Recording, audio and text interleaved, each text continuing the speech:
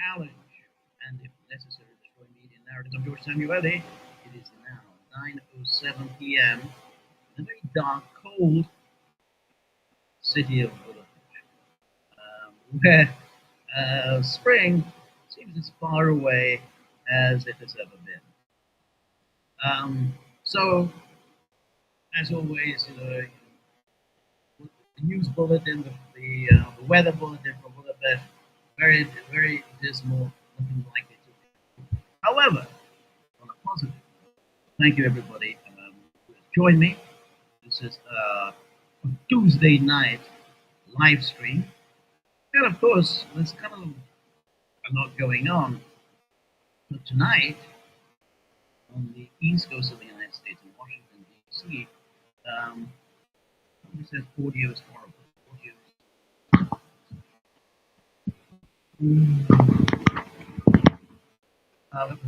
Is the audio any better?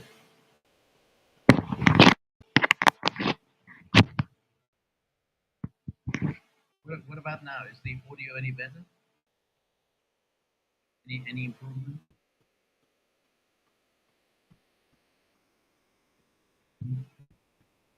Audio. This says fix audio. This is definitely not a.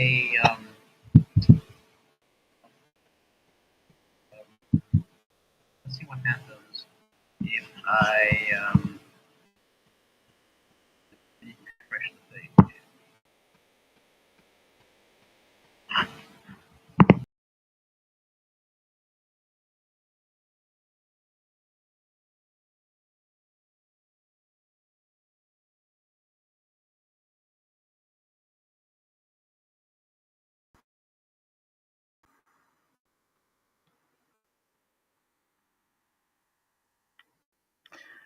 Okay, is the audio any better? Any improvement in the audio? Audio any better? No, I've checked. Any improvement in the audio? I'm getting very negative feedback on the audio. Anything better? Yes, it is better. Okay, it's good. All right, it's better. All right, okay. So the technology was simply I refreshed the page. So otherwise, I would have to go through the whole pain of rebooting, and that's a real that's always awful. Just in the spirit of this dismal situation. So anyway, thank you so much. So in a few hours' time, at 9 p.m. Eastern Standard Time, President Trump will be delivering a joint, kind of a speech to the joint session of Congress. It's not quite a State of the Union. Professor Wall says, whose bright idea was it to unleash smoke grenades and tear gas all over the Serbian parliament today? I have no idea. I mean, this is it's a very bizarre event, and I don't know what anybody could hope to achieve by doing something so stupid, but it allowed the former Serbian prime minister, now she's the Speaker of the House, Brnabić, to declare that the color revolution will not succeed in Serbia. This is their go-to response to anything, and so I don't know. When you make a comment like that, it's I get a little suspicious, at least about this event. Now, there's a number of things that have happened in the last few days. So we know about the events in the Oval Office last Friday, and the meltdown provoked by Vladimir Zelensky. All the various conspiracy theories suggesting that he was set up, and the Trump and Vance did this. They were setting him up. None of that makes any sense. I mean, if you watch the entirety of that press availability, Zelensky was obnoxious and arrogant and condescending from the start. Several times he corrected Trump and argued with Trump, and Trump was behaved very, very nicely. I mean, it wasn't. I mean, it wasn't a particularly warm and convivial meeting. Nonetheless, it was a cordial meeting, and and really, it was winding down. If you recall, it was winding down. Trump had said one last question, and the one last question came from some stupid Polish journalist who asked something ridiculous like, "We Poles, we looked up to America, we loved America, we admired America, we worship, all the American culture, Ronald Reagan or whatever, um, and now you're in with Putin," and Trump made the reasonable response that, well, what do you expect me to do? You expect me to call Putin names, and then I'm going to get on the phone and say, "Hey, Vladimir, how's it going? Why don't we organize a peace?" So it doesn't work that way. And then J.D. Vance came along in support of Trump, and the way he does. He says whatever Trump says, but he says it in a little more eloquently, and said, "Well, this is a president who believes in diplomacy." And then Zelensky just launched into this tirade against Vance. I mean, Vance hadn't actually said anything. It's just, this is a president who believes in diplomacy. And then Zelensky went into this whole thing about, well, how can you have diplomacy with Putin? He breaks his word. He never, and so on and so forth. So, that was bad enough, and because we know after that, the signing ceremony for this economic extraction agreement was canceled. I mean, which is the whole purpose of this meeting. I mean, everything was going to be very short. There was just going to be news availability, a lunch, and then the signing ceremony, and then boom, Zelensky is on his way back to Kiev. But that was canceled. The lunch was canceled. The signing ceremony was canceled, and then the news conference that was supposed to take place after the signing ceremony was also canceled. And to add insult to injury, Zelensky and his crew were asked to leave. They couldn't even hang out and just chill in the White House. No, they were asked to leave. But anyway, that was then, and then very foolishly, really foolishly, the Europeans who hadn't seen the whole news press availability launched into these almost identical tweets supporting Zelensky, in expressing their passionate commitment to Zelensky forever. That they will, they'll stick by him through thick and thin. There will be no let ups in their support for Ukraine. Now, this was obviously, they were taking his side against Trump, which was bound to annoy Trump no end. And then Zelensky arrived in London the next day, and Keir Starmer welcomed him on the streets of Downing Street and openly hugged him.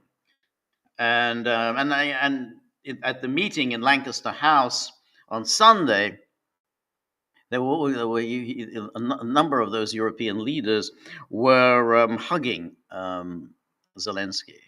So this was all bound to really infuriate Trump.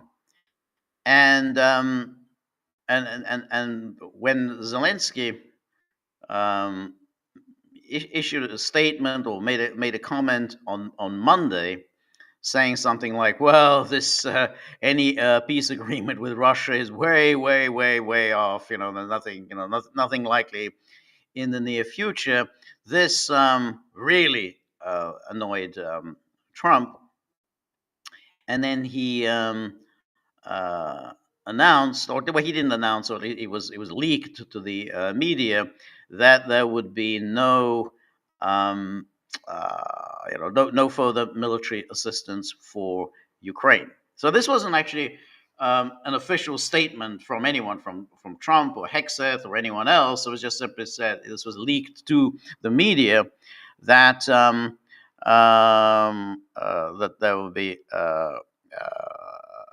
Yeah, those essay Dylan says, no hanging out, no chilling, beat it. Exactly. You can't have a coffee and just relax here. Now the thing to keep in mind, and this really wasn't spelled out by anyone as clearly as it was by Treasury Secretary Scott Bessent, who said that, well, there are these two agreements basically. There's the economic extraction agreement. I mean, I don't want to keep saying minerals because it's much more than that. I mean, we've talked about it before. I mean, it says quite explicitly, all resources in Ukraine are covered by this agreement. All resources, oil, gas, hydrocarbons, ports, infrastructure. I mean, it's everything is covered. So it's not just the rare earths and all that stuff.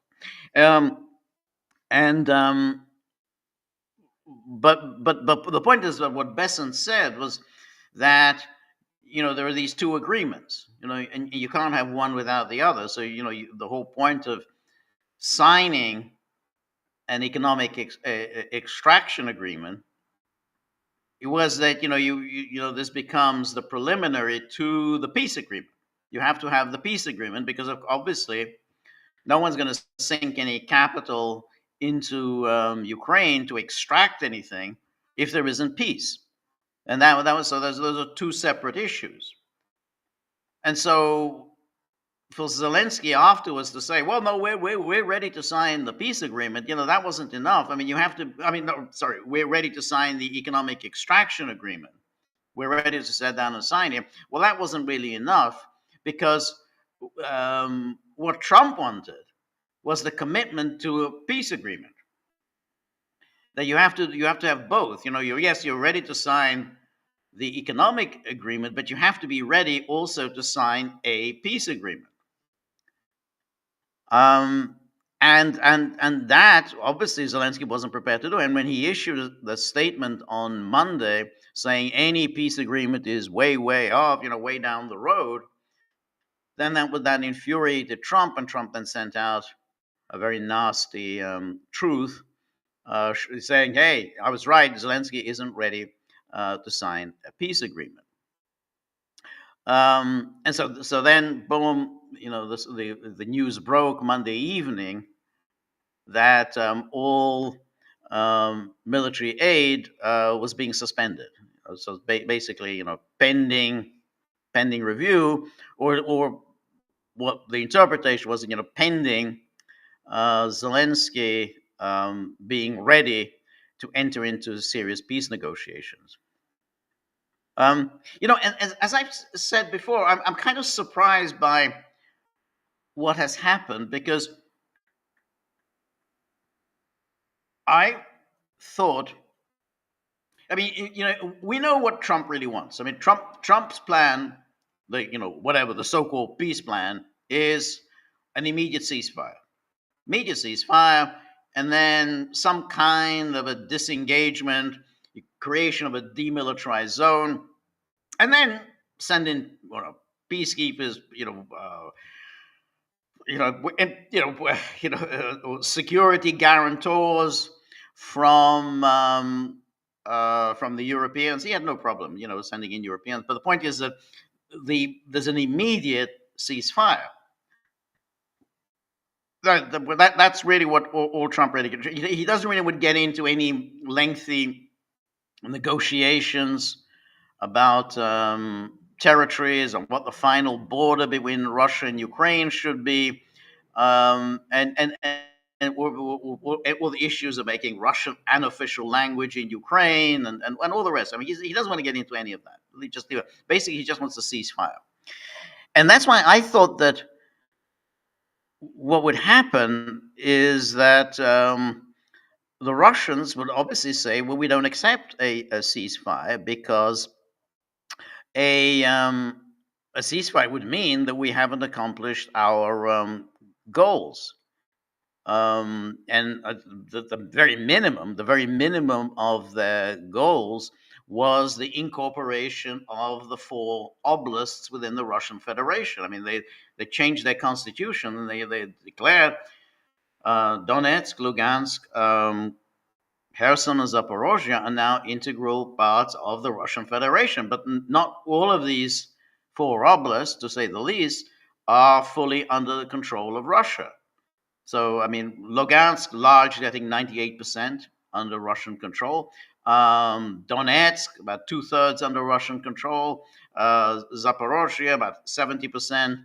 Kherson, I think, is also about 70%. But in both cases, Zaporozhye city and Kherson city are not under Russian control. They're still under control of Ukraine. So a ceasefire would definitely mean Russia hasn't accomplished its goals. And then leave aside all the question about a new security architecture for Europe, because that, to be honest, is now no longer on the cards. The Europeans are absolutely going to refuse to engage with Russia in any sort of security conference or anything like that. Just they're not going to do it. They're so filled with hatred for Russia, for Putin, that they're just not going to do it. So it's pointless to even think about Helsinki 2.0. I mean, a rapprochement and a détente between the United States and Russia, I think that's feasible. That definitely is feasible. But any kind of new security architecture for Europe, I think, is off the table. And then again, you'd have to think in terms of, well, Trump isn't going to be there for that long. I mean, Trump is this is, his last term, and we don't know who's going to come next, and what the agenda will be. So even if Russian is able to develop some new, modus vivendi with Trump's America, that doesn't mean that it's going to continue in the next presidency. And there's no, one can't assume that it'll be J.D. Vance. I think the Republican fight in 2028. I think it'll be a crowded field. Vance will be there, but let's remember, Vance is still very young. He was the junior senator from Ohio when Trump picked him, and he will be up against political heavyweights within the Republican Party who are far more senior in the party than he is. I mean, you got Ted Cruz will be in the race.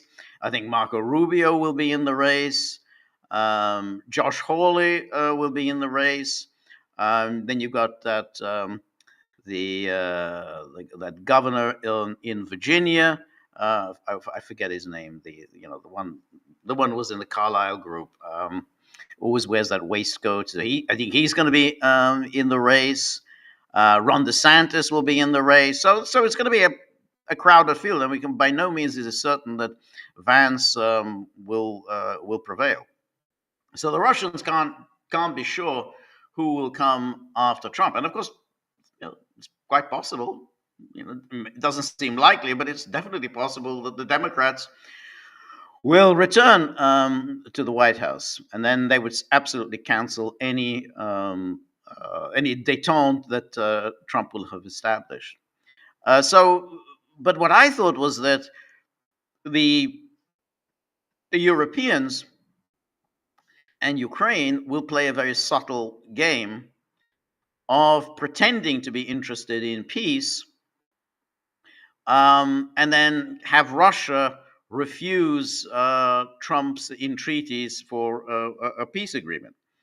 It's a very subtle ploy. I mean, Israel has historically been masterful in pretending to be for peace, and thereby making it seem as if it's the Palestinians or the Arabs who are the recalcitrant party. They're the party who's not interested in peace. They've done this absolutely masterfully. It's like the myth that Israel accepted the United Nations 1947 partition plan. It's an absolute lie. Israel did not accept the partition plan because Israel, from the start, wanted the whole of Palestine. It essentially always thought the Israeli state would comprise Palestine, and but they waited. They didn't say anything. They waited for the Arabs to reject the United Nations partition plan, and then hence the myth has gone around that somehow Israel accepted the partition plan and the Arabs, the horrible Arabs, refused to accept it. Untrue. And this has gone on, time and time again, like with the stories about how the Arabs attacked Israel in 1967. They wanted to drive Israel into the sea, and so on. But so that you have to play this game of pretending to be for peace, even though everything you do is sabotaging peace. And to a certain extent, the Europeans have done this. I mean, Starmer, slimy character that he is, and a very sort of really kind of creepy character, he has managed to persuade the media that somehow at that meeting in Lancaster House, he presented a peace plan. But everything that he did, and in fact, everything that the Europeans are doing is the very opposite of a peace plan. It's how do we sabotage any possibility of peace? And the way you do that is, of course, by making the issue all about the security guarantees, and thereby, of course, you ensure that you absolutely will never have peace, because, of course, a security guarantee means you don't have to negotiate. I mean, once Ukraine gets a security guarantee, which is what Zelensky wanted, and which is what the Europeans were urging Zelensky to seek, was a security guarantee. Once you have the security guarantee, then you have no incentive to negotiate, because what's there to negotiate? You've already got the security guarantee. You've already got a commitment from your big friends to come to war on your side. I mean, all you have to do, oh yeah, they started it, the Russians broke the ceasefire, well, boom, that's it, I've got my security guarantee, please go. I mean, the most famous example, obviously, of the security guarantee was the security guarantee issued by England and France to Poland in March 1939. The moment they did that, war was an absolute certainty, because Poland no longer had any incentive to negotiate with Germany. Why should it negotiate with Germany? Because basically it already had England and France in its pocket. And that's the point. And Starmer knew this, but he managed to persuade the media that somehow this is a peace plan. But there's no plan here. There's no peace here. It was a way. How do we sabotage Trump's attempt to negotiate a peace agreement? How do we do it? Well, the way we do it is by putting front and center the security guarantees. Because once Ukraine has that, then that's it. Ukraine doesn't have to negotiate anything. And Starmer knew this, that there's no way that Russia will accept the presence of NATO forces. And that was what Starmer was saying. Starmer wasn't saying, "Oh well, we'll just put in peacekeepers from these and these countries." No. He said it would be British forces on the ground, British forces up in the air. So it's a very extensive British military commitment to Ukraine. And of course, the Russians weren't going to accept it, because it wasn't. They weren't security guarantors. They weren't peacekeepers. It's essentially NATO forces, and with NATO forces comes NATO infrastructure. You kind of create all your military bases. You create your airfields. You install your air defense systems. you install your missiles, and it's all part of, hey, this is, we're just, it's a security guarantee. We're just here to guarantee Ukraine, and that's it. That would, in fact, in other words, this would be a mechanism to install NATO infrastructure in Ukraine. The very issue that triggered the you know the Russian so-called special military operation was this issue, the creation of NATO infrastructure in Ukraine that provoked the Russian attack. And that's exactly what Starmer is saying. But he's managed to persuade the media that somehow we're talking about peace. Um, and Trump saw this, and that's why Trump was irritated with the media continually peppering him with this question about the security guarantees. He says, "Well, how can I talk about security guarantees? We don't have a deal yet." But that's the point. You know, the aim, the very goal, is to prevent a deal. You know, you have to stop the deal. The way you stop the deal is by talking about building NATO infrastructure in Ukraine. That's it, the NATO infrastructure. That's exactly what Russia was trying to prevent. And they're going to just put it in under the umbrella of supposedly creating peace. It was very crafty, but obviously the Americans, weren't buying it. Now, this, of course, leads to the next question, which is that what happens now. So Trump says, okay, that we're cutting off military assistance to Ukraine, pending, obviously, Zelensky's agreement to start serious peace negotiations. Now, earlier today, the obviously now, all these European blowhards and the hotheads now say, that's it. This is the moment for Europe. Europe is going to set up. Obviously, it's complete nonsense, because any European involvement would have to be outside of NATO, because NATO is America. America runs NATO. It's the Supreme Allied Commander is an American. It's an integrated command, and it's the integrated command under the Americans. So you're going to have to do it outside of NATO, and that's what Ursula von der Leyen announced today. So let me just show you what it is that she said, which was quite bizarre. And here we have that.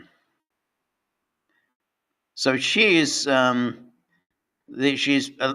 this 800 billion euro defense package. 800 billion euros. You think, well, where the hell is Ursula von der Leyen going to come up with 800 billion euros?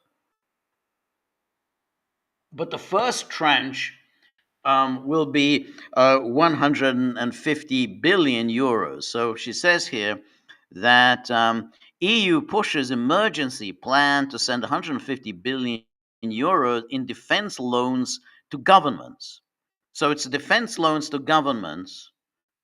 Obviously, again, but it's about Ukraine. Hours after Trump suspends aid to Ukraine, von der Leyen unveils blueprint to help, to Ukraine. So then we have the European Union's latest response to Donald Trump's decision to walk away from America's long-standing protection of Europe. Look, a total crap. He has not walked away. I mean, I think it would be fantastic if he did, but he hasn't walked away from America's long-standing protection of Europe. Is to announce a plan to send loans of up to 150 billion euros to governments to help them boost military spending. Facing the most serious crisis within the Western alliance since 1945, as the United States sides with Russia, Europe is desperate for ways to fire up defense expenditure, which is paltry compared with America's contribution.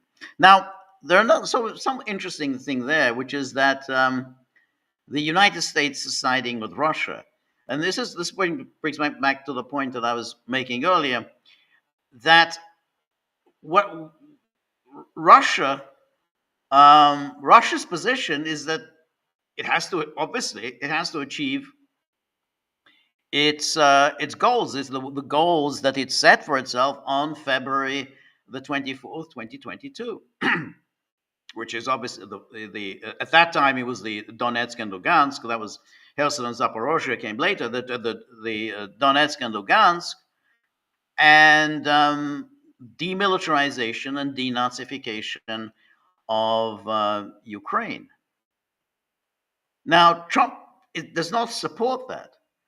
Trump's goal is an immediate ceasefire. An immediate ceasefire obviously means Russia hasn't accomplished these goals.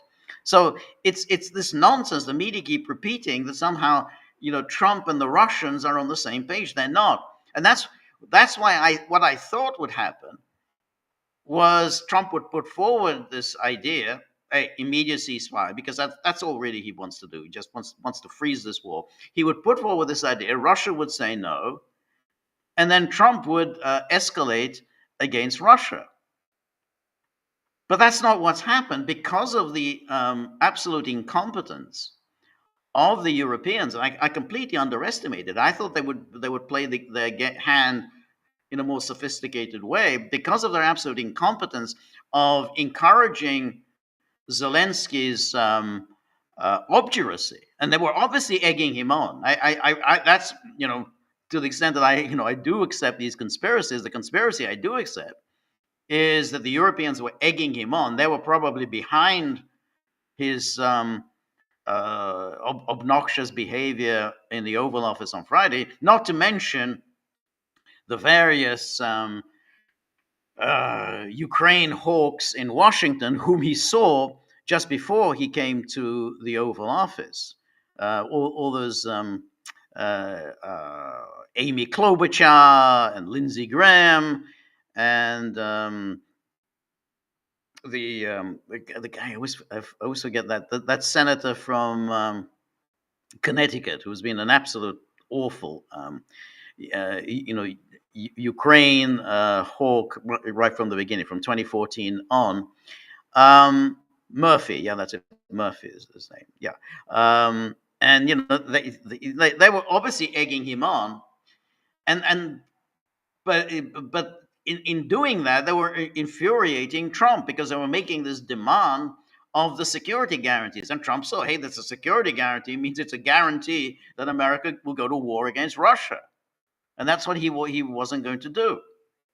And so it now looks as if, well, who's the way Trump is presenting it, and I think correctly, is saying, well, these people, the Europeans and and Kiev, don't want peace.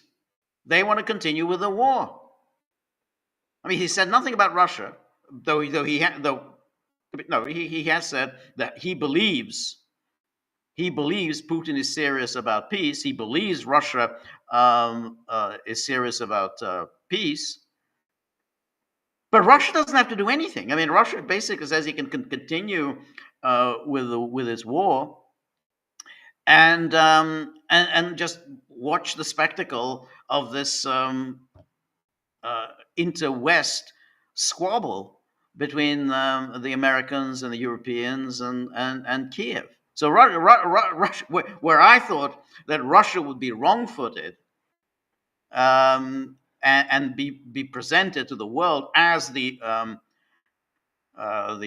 anti-peace party, the party that is intent on continuing with the war, it's happened the other way. Now, basically, Russia got a lucky break. I don't think Russia deserved this. I mean, we've talked about this before. I don't think he's performed particularly well on the battlefield. This war is a grind. It's been going on for 3 years. Again, go back to June 1941, the Wehrmacht invades the Soviet Union. 3 years later, June 1944, the Red Army is already in Romania. It's liberating Romania. It's liberating Bulgaria. It's moving south to liberate Yugoslavia. Soon it'll be knocking on the door of Hungary. Yeah, that was just 3 years. That's 3 years later. So that's the comparison of 3 years as Russia grinds on in Ukraine. So, but this is just a lucky break. Russia, without really having accomplished anything particularly notable, got this lucky break with Trump. It's like Trump is willing to help Russia out. He says, "Hey, well, I'm going to help you out, and I'm going to help you out. Basically, we not just bring this war to an end, but I'm going to help you out. I'm going to just cut off Ukraine and just see what happens, because we know the Europeans are not going to be able to pick up the slack. I mean, it's just fantasy stuff that the Europeans are going to be able to do this.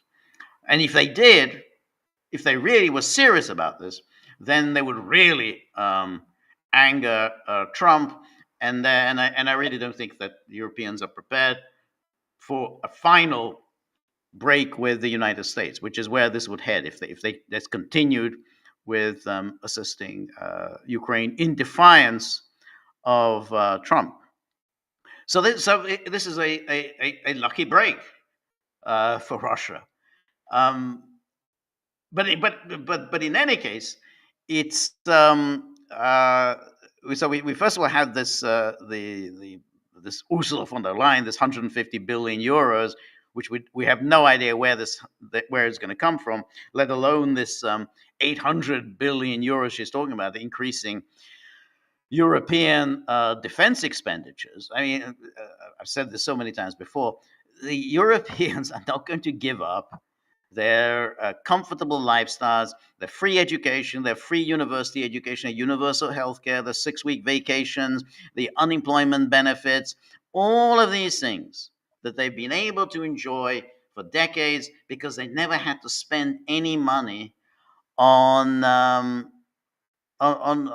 their defense. That's why they like NATO, because they didn't have to do anything. You just that's it. We don't have to spend any money on defense. The Americans are going to take care of everything. And so now Ursula von der Leyen is saying you're going to have to give up your nice lifestyle. And why? For Ukraine. But Ukraine isn't even a member of NATO. Why do we have to give any of this up? So I think this is unlikely to succeed. And but anyway, what was interesting. Let me go back to where we were, and so here.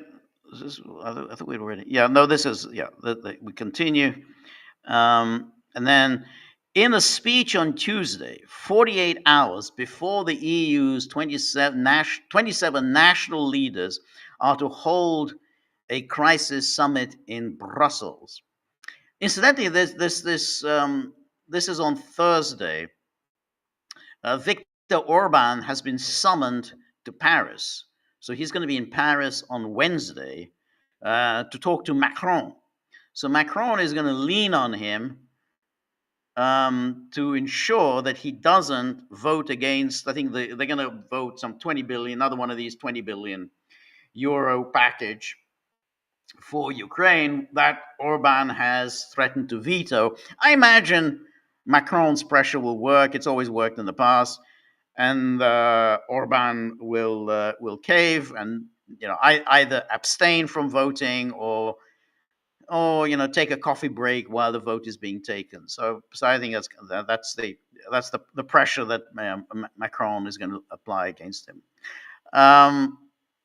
So if this Ursula von der Leyen said governments should be able to draw 150 billion euro loans over the next 5 years.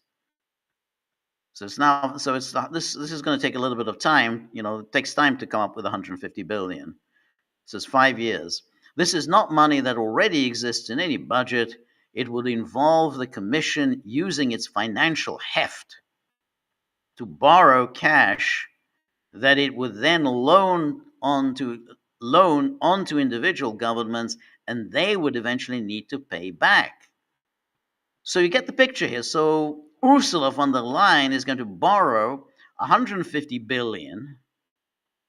Then she's going to lend bits of it to the EU governments, and they will then have to pay back the EU for borrowing this money. They didn't even ask to this. They to borrow this money. They're going to have to pay it back, obviously with interest, for the purpose of providing arms for Ukraine. So she borrows the money. They borrow from her. Then they have to repay her with interest, and all for the sake of Ukraine. And again, they're thinking, well, what about our nice lifestyle? I mean, what's going to happen there? Can we still go on, take August off every year? Is that still feasible? No, it's not. You have to continue in Ukraine. Anyway, it says the loans could be used to buy artillery, missiles, ammunition, drones, and anti-drone systems, and will also enable EU countries to send weapons to Kiev. This is where it gets a little confusing. The loans would be used to buy artillery, missiles, ammunition, drones, and anti-drone systems, and will also enable EU countries to send weapons to Kiev. Well, look, no EU member state, not one EU member state, is in any danger from anything. No one is threatening anyone in Europe. No one. So buying artillery, missiles, ammunition, drones, and anti-drone systems has nothing to do with defending any EU member state. It's entirely about sending the stuff off to Ukraine. So they borrow this money. With this money, they purchase this artillery missile, and then they have to pay off the loans. And they don't have to, they're not under any threat themselves. So they're all going to be out of pocket because they borrow this money, they buy all this stuff, and then they have to repay the loans with interest. And it would allow governments to massively step up their support to Ukraine, von der Leyen added. And then she says, Europe is ready to massively boost its defense spending, both to respond to the short-term urgency to act and to support Ukraine, but also to address the long-term need to take on more responsibility for our own European security. There's no threat to any European security. Anyway, then to allow more spending, von der Leyen said she will trigger the EU's national escape clause. That prevents military expenditure from being counted in the bloc's punishment mechanism for countries breaching EU spending limits. So that's the problem, that EU has these very strict debt and deficit rules. Your debt can't be above a certain percentage of your GDP. The government deficit has to be within certain limits. You can't do what America does. America can just run these massive deficits, and because it has the global reserve currency, it can continue to finance its deficits. So this clause can be activated when exceptional circumstances outside the control of the member state lead to a major impact on public finances of a country. Anyway, but what happened later in the day is that Zelensky sent out a tweet. So this is Zelensky. This is the tweet that basically he's saying, "Hey, really bad about this." This uncomfortable scenes of the Oval Office. We are ready for peace. I am. You can't get more ready for peace than I am. And so here, this is the tweet that he sent out today. I would like to reiterate Ukraine's commitment to peace. None of us wants an endless war. Ukraine is ready to come to the negotiating table as soon as possible to bring lasting peace closer. So in other words, after everything that Trump said and everything that Vance said, is now said, yep, Ukraine is ready to come to the negotiating table as soon as possible to bring lasting peace closer. So remember all that I said about how we can't negotiate with Putin, forget all that. Nobody wants peace more than Ukrainians. My team and I stand ready to work under President Trump's strong leadership. This is music to Trump's ears. Under President Trump's strong leadership to get a peace that lasts. And then he goes on. We are ready to work fast to end the war, and the first stages could be the release of prisoners and a truce in the sky, ban on missiles, long-range drones, bombs on energy and other civilian infrastructure. So there's a ban on missiles, long-range drones, bombs on energy and civilian infrastructure, and truce in the sea immediately if Russia will do the same. Then we want to move very fast through all next stages and to work with the US to agree a strong final deal. So this is very important because here he's doing exactly what I thought he and the Europeans would do from the start. That's what I was saying, that they would try to wrong foot the Russians. So he's saying, look, we're ready. Ban on missiles, ban on long-range drones, and bombs on energy and other civilian infrastructure, and a truce in the sea immediately if Russia will do the same. And then we want to move very fast through all the next stages and to work with the US to agree a strong final deal.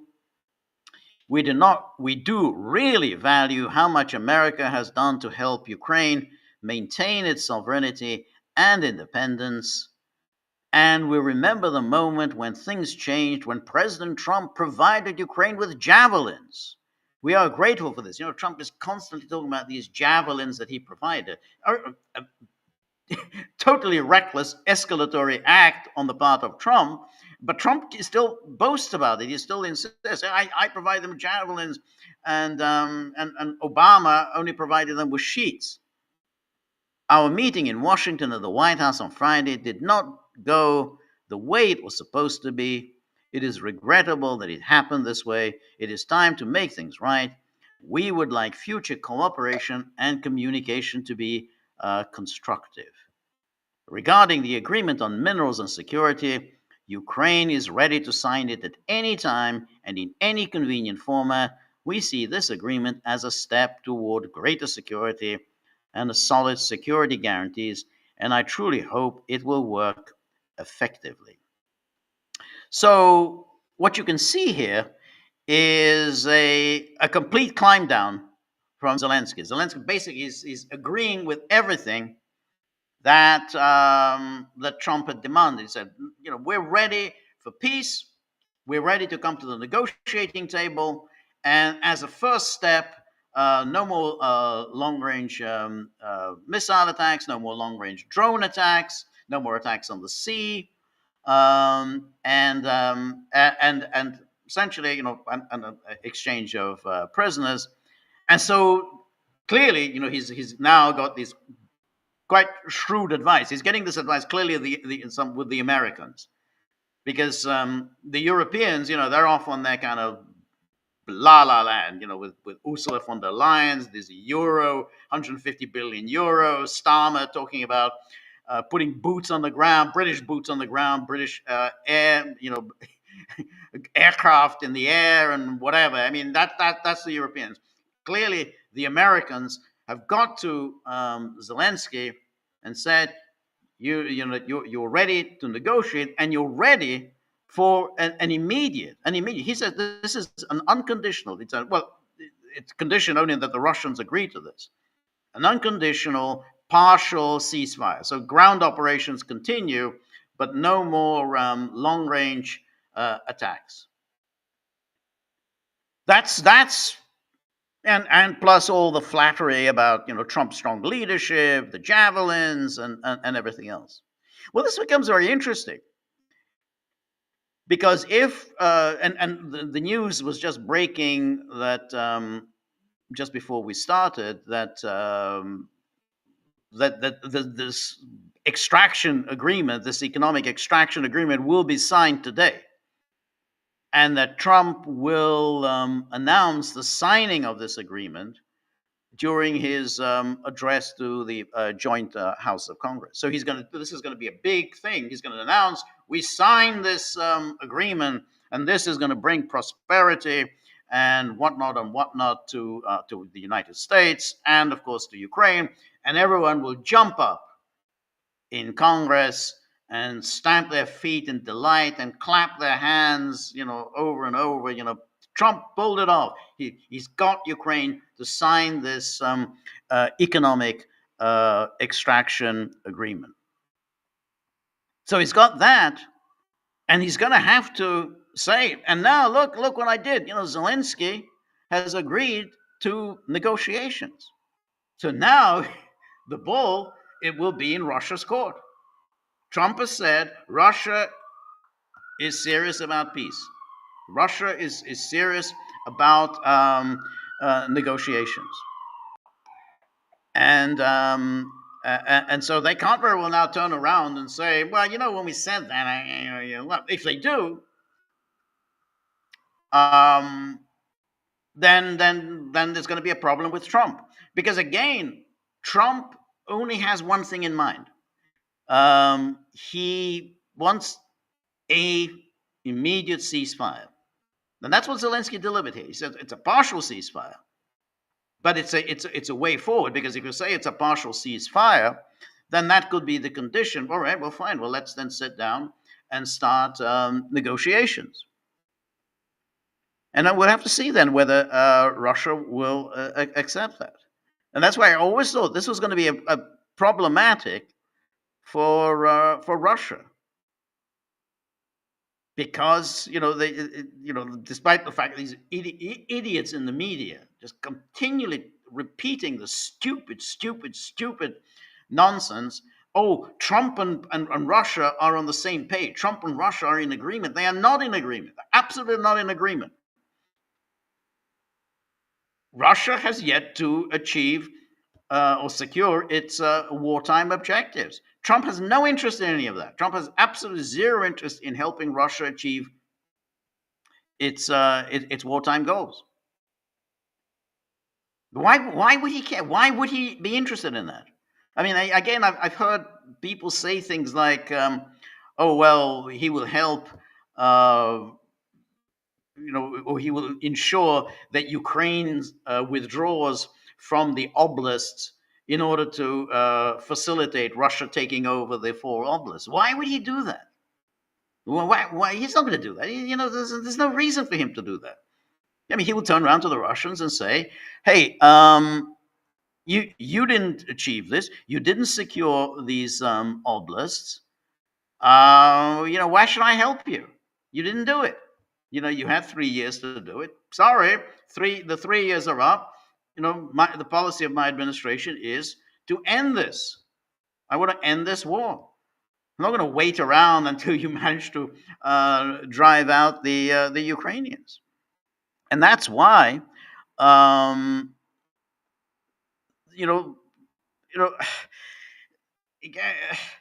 thing with Russia is, look, it's now 4 months. It's been 4 months since Trump won the election.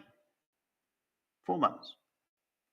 Russia knew that one of Trump's earliest policy initiatives will be to try to bring this war in Ukraine to an end. They had ample warning that Trump is going to do this.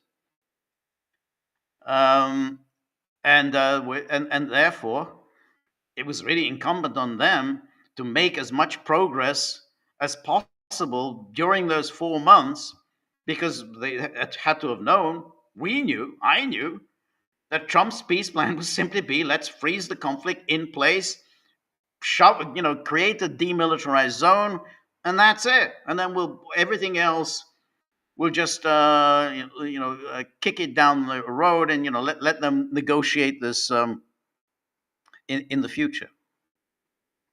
But essentially, these 4 months, to me, have been wasted. If Russia says no to Trump and says we're not interested, this plan, if Trump says, yeah, well, what Zelensky is suggesting here, that sounds quite reasonable, and Russia will say, no, I don't think it's reasonable. Then Trump will, without question, turn, on a dime, he's going to turn against Russia. Now, admittedly, what Zelensky is only talking about is a partial ceasefire. Now, the ground operations will continue. And, I'm not, to be honest, I'm not at all sure what these long-range attacks are accomplishing. I mean, on either side, I'm not sure what Ukraine is accomplishing with its long-range attacks on Russia. I mean, they're saying that they're hurting Russia's economy. I don't know. Some people have claimed that by hitting Russian oil refineries and so on, that they're hurting the Russian economy. I don't know. Probably Russian attacks are hurting Ukraine's economy, but they don't seem to be making very much of a difference either way. But if the ground operations continue, then there's only going to be a limited window, because having accomplished this partial ceasefire, Trump is going to push for a complete ceasefire, and that a complete ceasefire means, as of now, Ukraine is still holding on to Kursk. Ukraine is still holding on to a piece of Russian territory. And therefore, Ukraine isn't going to give that up without Russia having to make some territorial concessions. If the Russians just said, well, we're not going to go on, we're just going to continue with our military operations, we're going to go in and we're going to secure all of our objectives, then they're going to face they're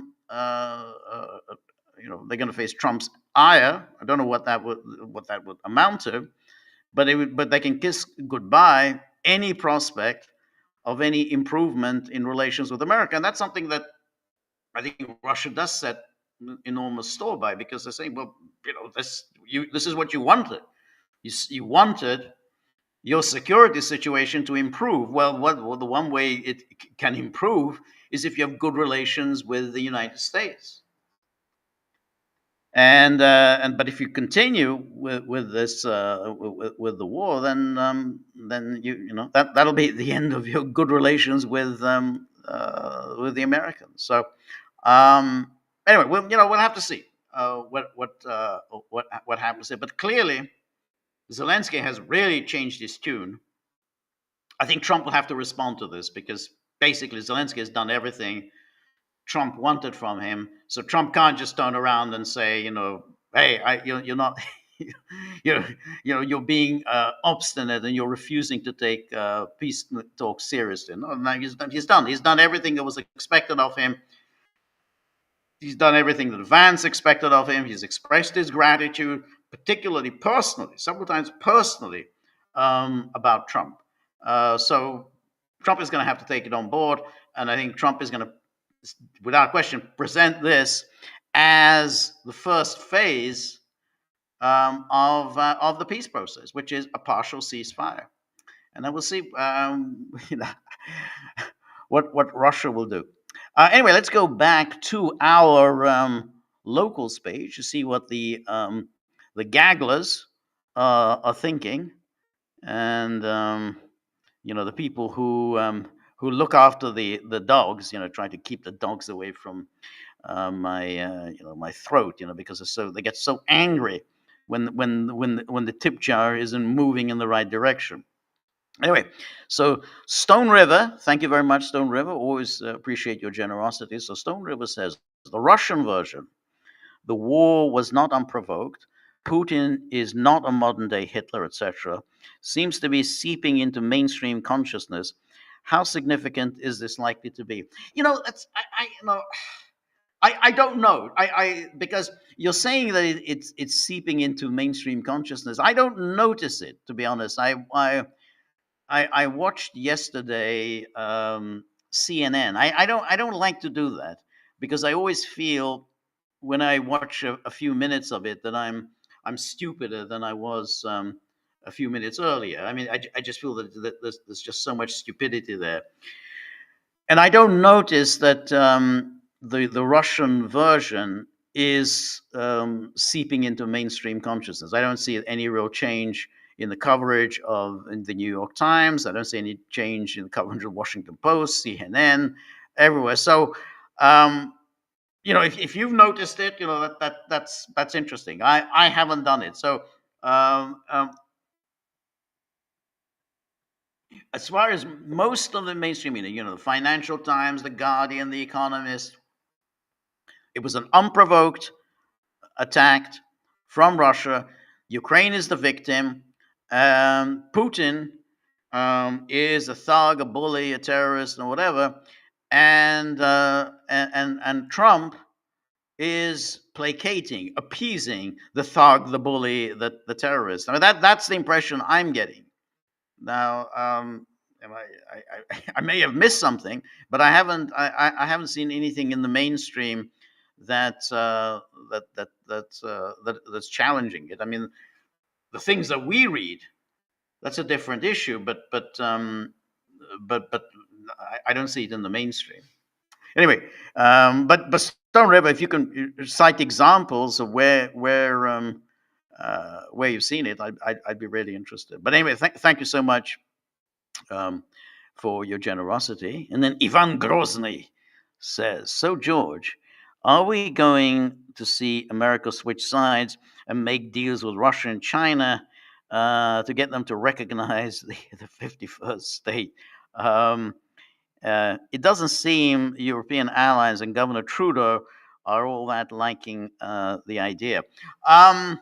Well, the I do want to see how Trump responds to this Zelensky tweet. I mean, yesterday and the day before, it seemed like America and Europe were really at loggerheads, and it looked like if Europe goes ahead in defiance of the United States with supporting Ukraine, then they're likely to just really arouse the fury of the United States, and then the United States would, I actually envisage the United States could side with Russia against Europe and Ukraine. But the Zelensky's climb down today, I think, is going to affect that calculation. As I said before, I don't believe NATO is going to fall apart. NATO, from the American side, that's how America projects its power in the world. I mean, that's how America gets to be the global superpower. It dominates the European continent. So it has all the resources of its continent and the resources of Europe, and it's through Europe it's able to project its power into the Middle East, into Asia, into Africa. It's through Europe, and through having these European supplicants, very wealthy, prosperous countries, all of whom follow blindly for their own reasons. They follow blindly the United States. And so that's why I thought, well, the Americans complained, and they've complained repeatedly over the years about the Europeans, the feckless Europeans who never do anything for their own security. They're always looking for a handout from the Americans. This is a long-standing American complaint. Every single president has indulged in it. all the way back to the days of John Foster Dulles and his agonizing reappraisal of America's attitude to Europe. That was 1953, the agonizing reappraisal. And then, you had all throughout the 60s and 70s, 80s, they all complained the Europeans weren't doing enough. But they were never going to abandon this. Because if they abandon it, then essentially America ceases to be the global superpower. And so it was just all talk. And Trump, who came, who this is something that he talked about in the past, about how these European freeloaders, how they exploit the United States, and what's the point of NATO and whatever. But the moment Macron in 2018 started talking about, well, the Europeans need to take care of their own security, and there has to be a kind of a European dimension to security, Trump just vented his rage. He said, hey, we saved you in World War One, we saved you in World War Two, we won the Cold War for you. Now you turn against us, you scum. I mean, that was Trump. So having first talked a lot about how, oh well, everyone's got to move in their own direction, they got to pursue their own national interest. The moment any European starts talking about, oh well, maybe we should take care of our security, they meet American resistance. And we had this before. We had this in the 90s when Tony Blair and Jacques Chirac, they had the Saint Malo Declaration again, how Britain and France are going to do the take care of the European security.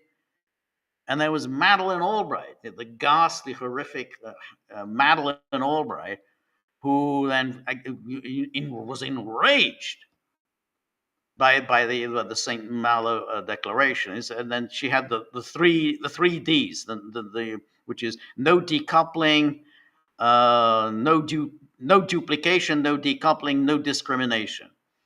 In other words, don't even think about going outside NATO. And then you had William Cohen. I remember William Cohen in the 1980s when he was a senator. He was denouncing Genscherism, which apparently Hans Dietrich Genscher, the former German foreign minister, he was somehow sabotaging NATO by talking about the European security and defense identity. So there's a consistent pattern of a lot of talk about America and Europe going their separate ways, but ultimately it never happens. The Americans know that they need NATO as their ticket to being the global hegemon, and the Europeans have absolutely no intention of giving up their very comfy lifestyles to take seriously and paying for their own defense. So that's why I just don't see there's going to be the switching of sides, and I think that's why Zelensky, beat a hasty retreat. I mean, I think that hey, we're not going to go and help break up this NATO, and so yeah, so that's why I just the question then is which I think is the one that I don't yet know is how this is going to impact Russia. Russia had a nice easy time of it for a few weeks with this open war of words between Trump and Zelensky, the hostility between America and Ukraine. Russia didn't have to do anything. It can just do, as I was saying, do the thing that Israel does so masterfully, which is you pretend that you're interested in peace, and then let the others squabble among themselves. But I think now things are going to become a little trickier. So, but speaking of Governor Trudeau, now you brought this up, and and I have to show this. I have to show Trudeau's. Where are we? He went before the media today, and he was really really upset. But I just want to show this. Governor Trudeau. Let's see here. Let's see here. So this is Governor Trudeau. So today, the United States launched a trade war against Canada, their closest partner and ally, their closest friend.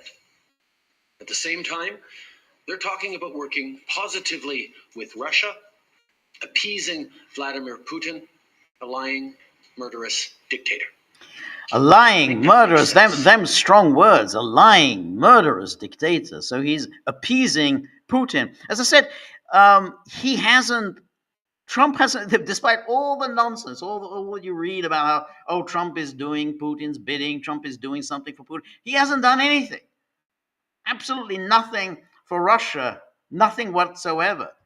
They had the meeting in Riyadh, and the sum and substance of that meeting was, we'll normalize our diplomatic relations.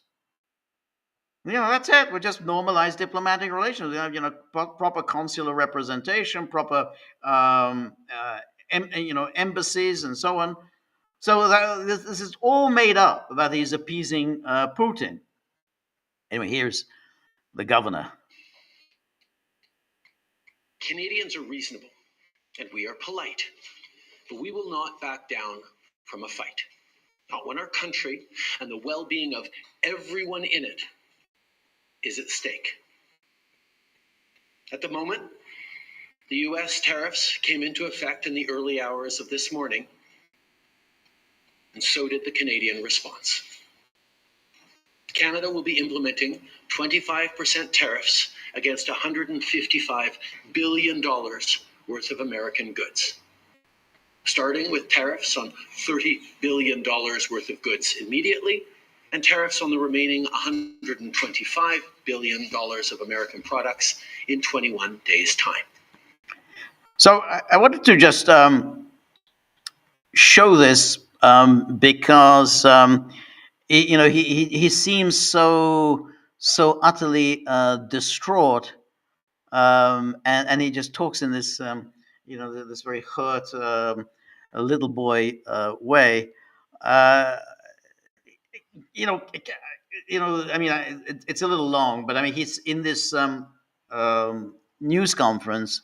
He said that what the United States is trying to do. He said he's accused Trump of weakening Canada deliberately. That's his policy, to weaken Canada economically, so that the United States can take over Canada and make it the 51st state. So he's saying, what Trump is doing here is a deliberate strategy. So where are we? That's yeah. That's the that's his thing. I don't think that's the reason. He clearly does want to continue with that policy, but that, yeah. Anyway, he says here. Where are we?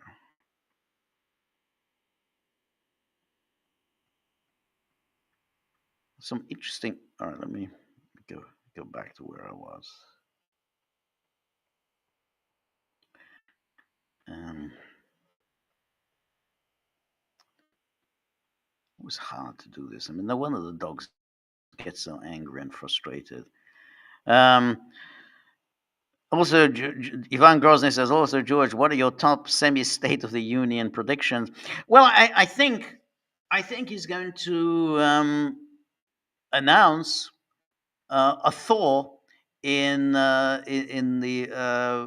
relations between Ukraine and the United States. I think he's going to announce that this economic extraction agreement has been signed, and that I think he will, he will say that, well, Zelensky has come around, and that, and that therefore, the time has come for, maybe, secure, that for, serious negotiations. I think that's my prediction. He's going to announce that there are going to be serious negotiations taking place. Yeah. And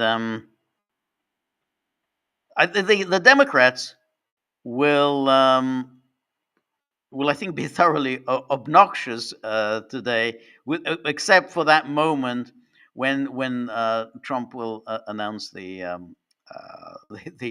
that's how we've got it, that we're now, we're on the same page, with Ukraine. Anyway, Vic Shakapopoulos says, "Dear George, how would you interpret the ending of the French Connection? I always consider the fact of the disappearance of the French antagonist as a hint that some more important powers than the NYPD are in play, and that they protect Frog One. After all, it is the era of the Air America Golden Triangle heroin traffic, so it would make sense." What do you think about that theory? Well, I think that's the case, because in French Connection 2, when Chaunier, which is Frog One, he's in Marseille, enjoying his lavish lifestyle. He's asked by his American connection, who's basically some military guy, but basically he's a military guy who was working with Chaunier, and he asked Chaunier, how did you get away that time in New York? And Chaunier says, well, I had a lot of money on me, and I bought everybody off. And that's he said, I just bought everyone off. When you asked about the ending, and this is where I'm puzzled, and maybe you can answer or somebody else can answer about the ending, and that is when he shoots the cop that he has these very bad relations with. Now, the way it's presented in the film, as if, oh, this was just inadvertent, and that he thought that was Chaunier.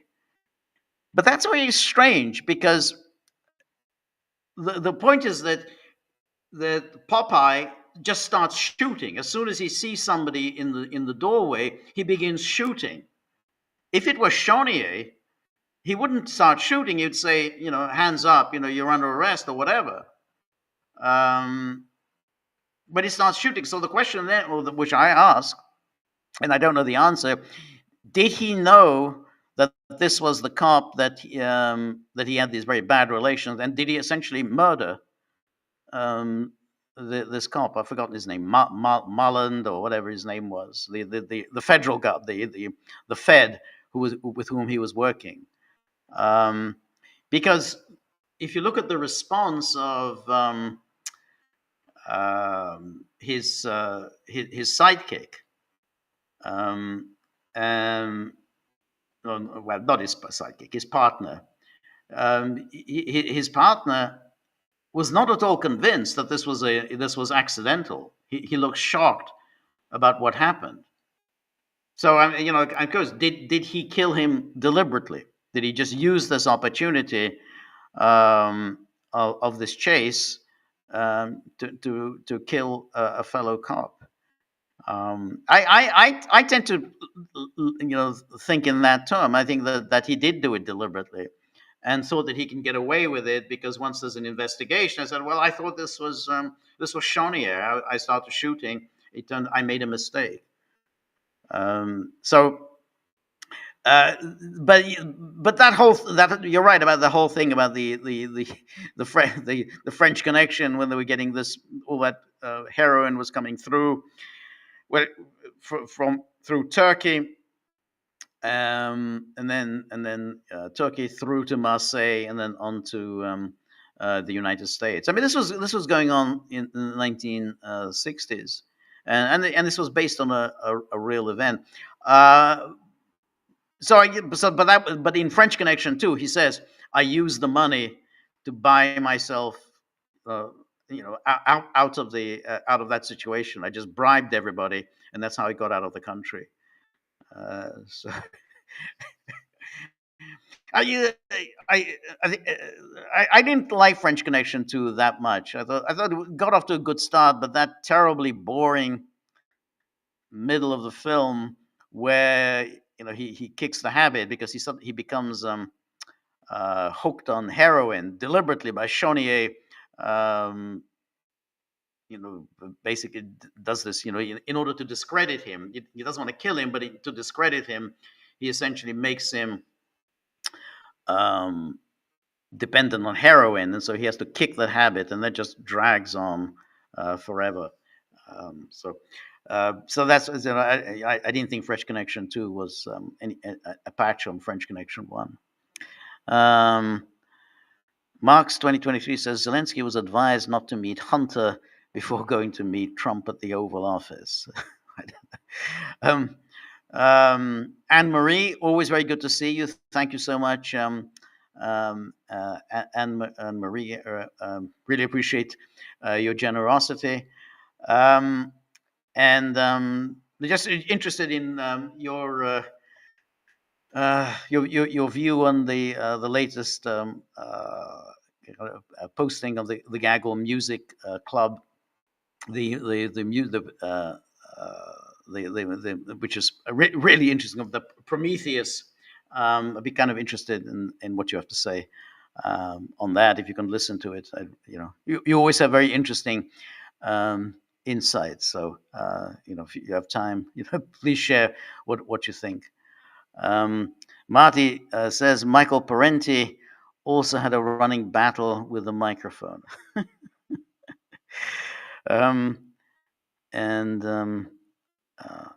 Marty says, I love rewatching Gore Vidal's State of the Union speeches. And he gives a link there. I have to see that. I didn't. I haven't seen that. So thank you for that link. And then Marx 2023 says, should the Russians agree to a ceasefire without them meeting the SMO goals, that would be a 3-year failure. I agree. I agree. But Russia is now in a difficult situation, as should have been obvious, for quite some time, when he became largely through, let's say, last summer, last July, after the assassination attempt on Trump, after which we had the Republican convention, and then Trump picking Vance as his running mate, and then Trump basically took a decisive lead in the polls. And really, it seemed pretty obvious, I think, from about July onwards, that Trump will win this election.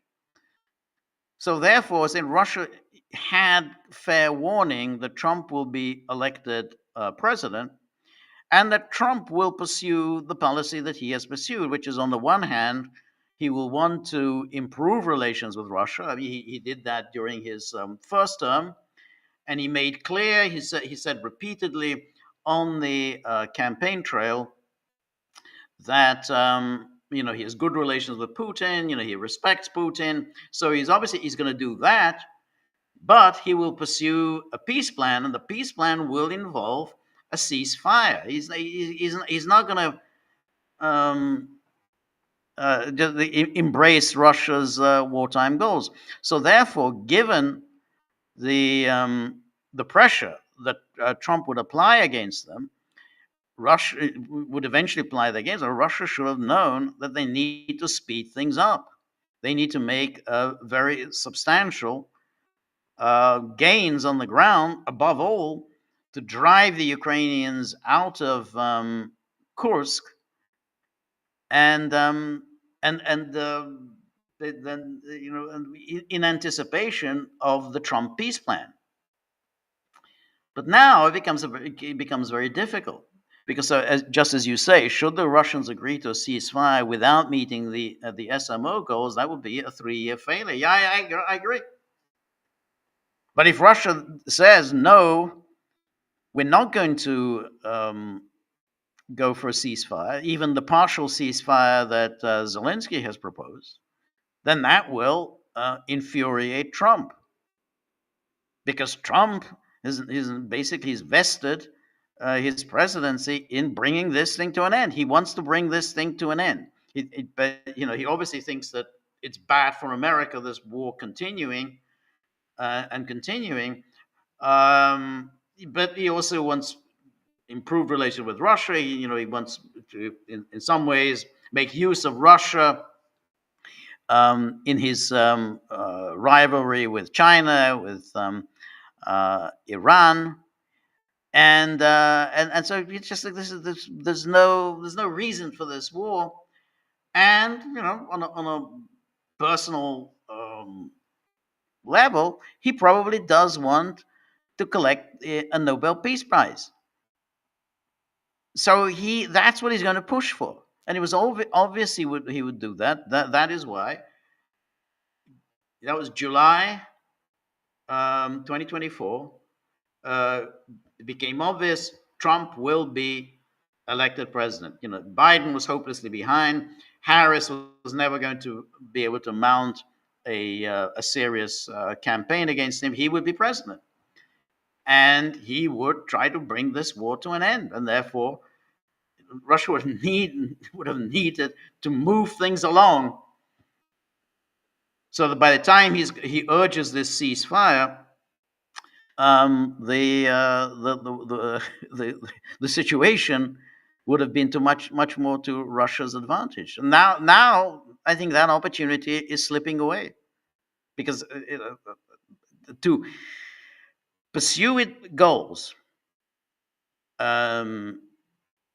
in defiance of Trump, in other words, trying to gain on the battlefield while Trump is trying to achieve a ceasefire, that's not going to go down well in Washington. And then I think Trump could easily, seriously escalate things. And then so, having had these, he cuts off military aid to Zelensky, he could turn around and absolutely massively increase aid to Zelensky. So it's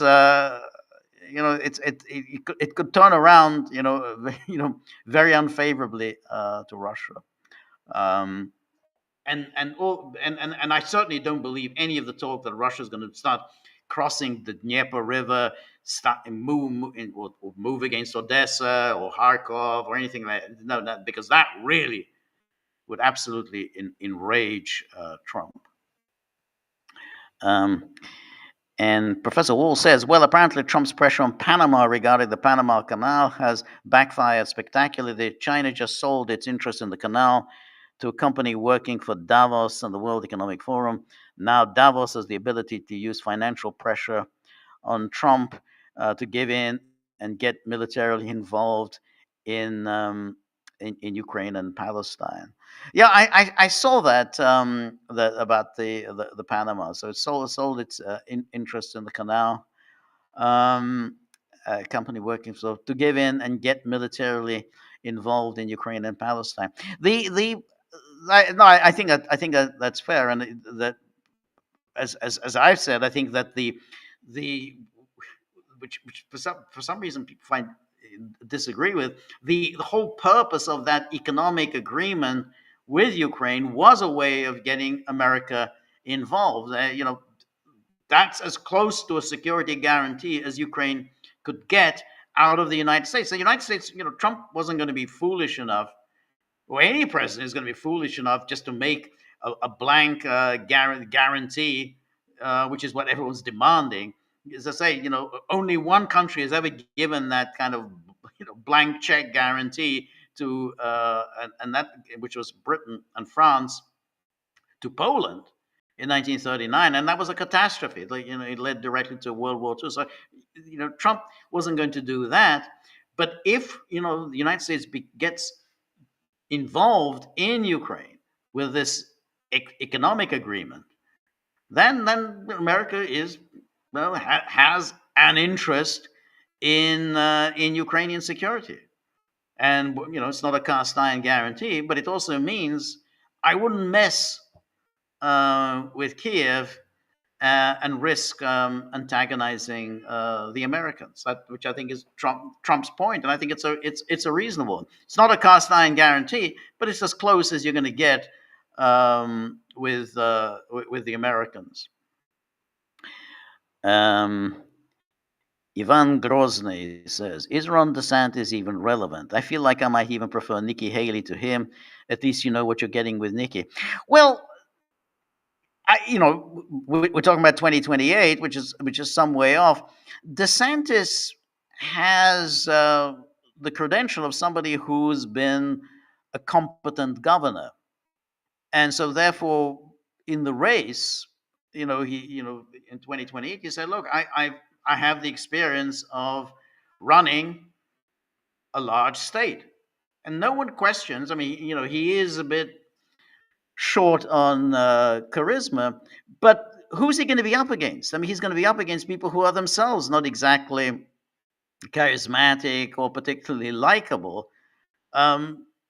Vance certainly, has a measure of charisma, but there are other issues with Vance. I mean, he's very young, and other than that, he was plucked by Trump to be his heir apparent. I mean, he may easily be pushed aside by these political heavyweights. And so DeSantis, next to Trump, came across as dreary, unlikable, irritable, just unattractive. But what's he going to be like next to Ted Cruz? What's he going to be like next to the guy with the vest, the former governor of Virginia? What's he going to be like next to Josh Hawley? These are not people who are or what's the guy, the Arkansas guy, Tom Cotton. I mean, these are not exactly brimming with likability and charm and charisma. So next to them, DeSantis wouldn't be so bad. And again, governors traditionally have had the advantage that they've run things. You know how to run a government, and so I'm not saying he will win the nomination, but just to answer your question, is he even relevant? I think he'll be a player in 2028. I mean, not saying he'll win, but I think he will be a player.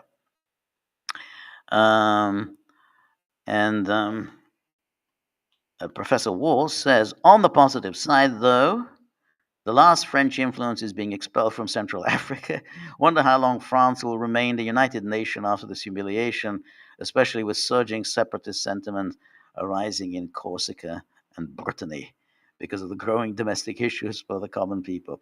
Well, I don't know. I mean, I think I'm not sure I agree with your assessments about separatism, but I do think that this will be very interesting. What will happen after Macron? I tend to think that Le Pen, who may well win the presidency, I think Le Pen may turn out to be a big disappointment. I tend to think, incidentally, that the AfD, who are now being groomed by Elon Musk and probably others, are now they've got to Alice Weidel, and they're probably telling her, look, what you need to do is get rid of all these crazies from your party and make yourself very much a mainstream conservative party, not too different from the Christian Democrats. The only difference is, you favor a kind of a neutralist peace policy, unlike the Christian Democrats, and you're going to be tougher on immigration than the Christian Democrats will be. I think that's they're going to do that with Alice Weidel. They may do that with Le Pen, though though I doubt it, because Le Pen, for some reason, and I'm not sure, doesn't seem to be at all in good odor with Trump. There doesn't seem to be. She's never been one of the French, one of the European right-wing leaders um, who has been embraced by Trump. So Trump has embraced Orban. Trump, well, at least Musk. Trump didn't embrace the AFD, but Musk has embraced the AFD. Vance sort of embraced the AFD, but Trump did embrace Maloney. And Trump did embrace Nigel Farage. But Le Pen has never been a part of the Trump circle. But I tend to think that she will be she will disappoint people. She's already trimmed her views on so many things to make herself respectable and electable. And I think that something like that will happen with the AFD. So the AFD will be kept out of power in this next parliament. I'm sure they're going to have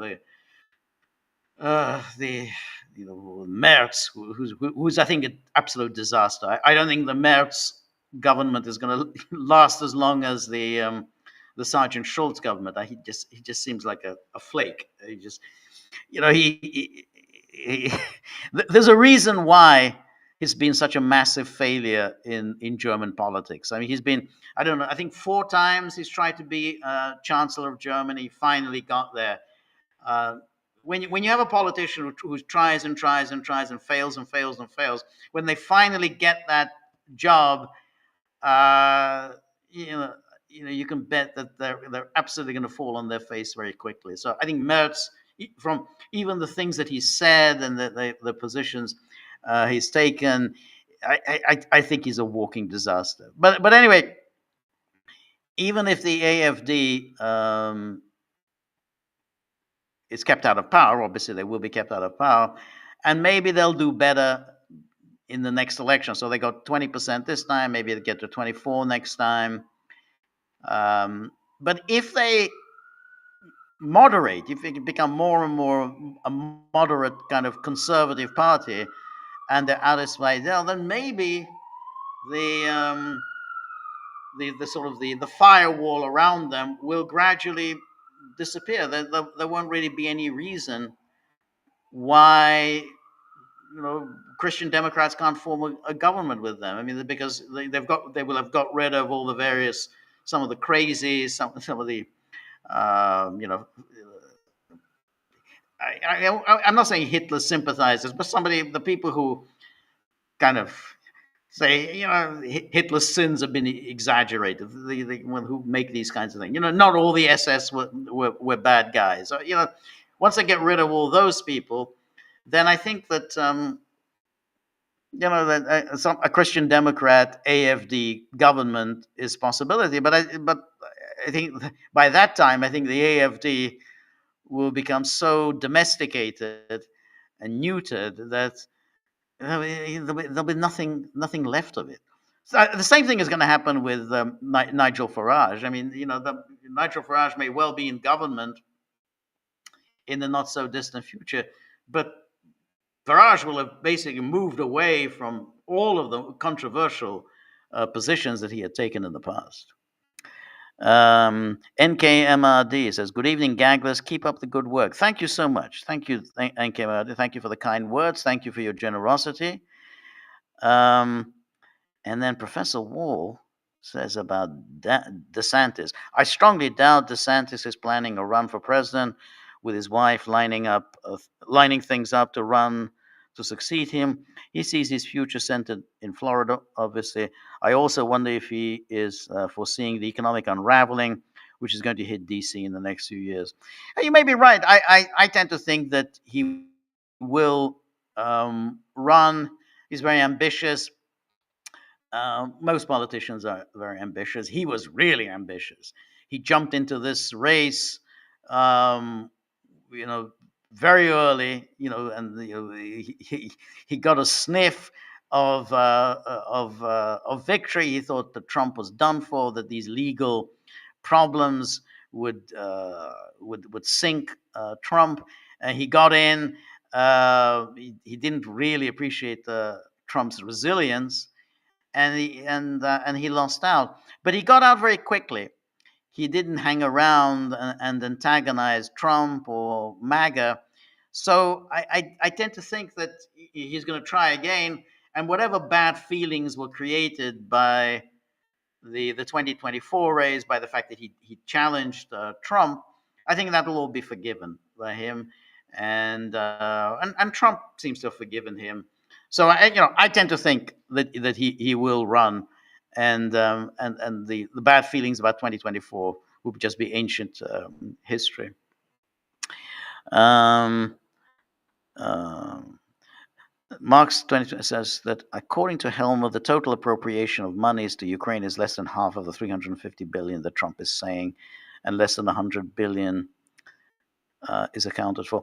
Well, the thing about Trump is that Trump counts things in ways that are different from the way everyone else counts. So if you just talk about appropriations, how much was actually specifically appropriated for Ukraine, that probably is a much smaller sum.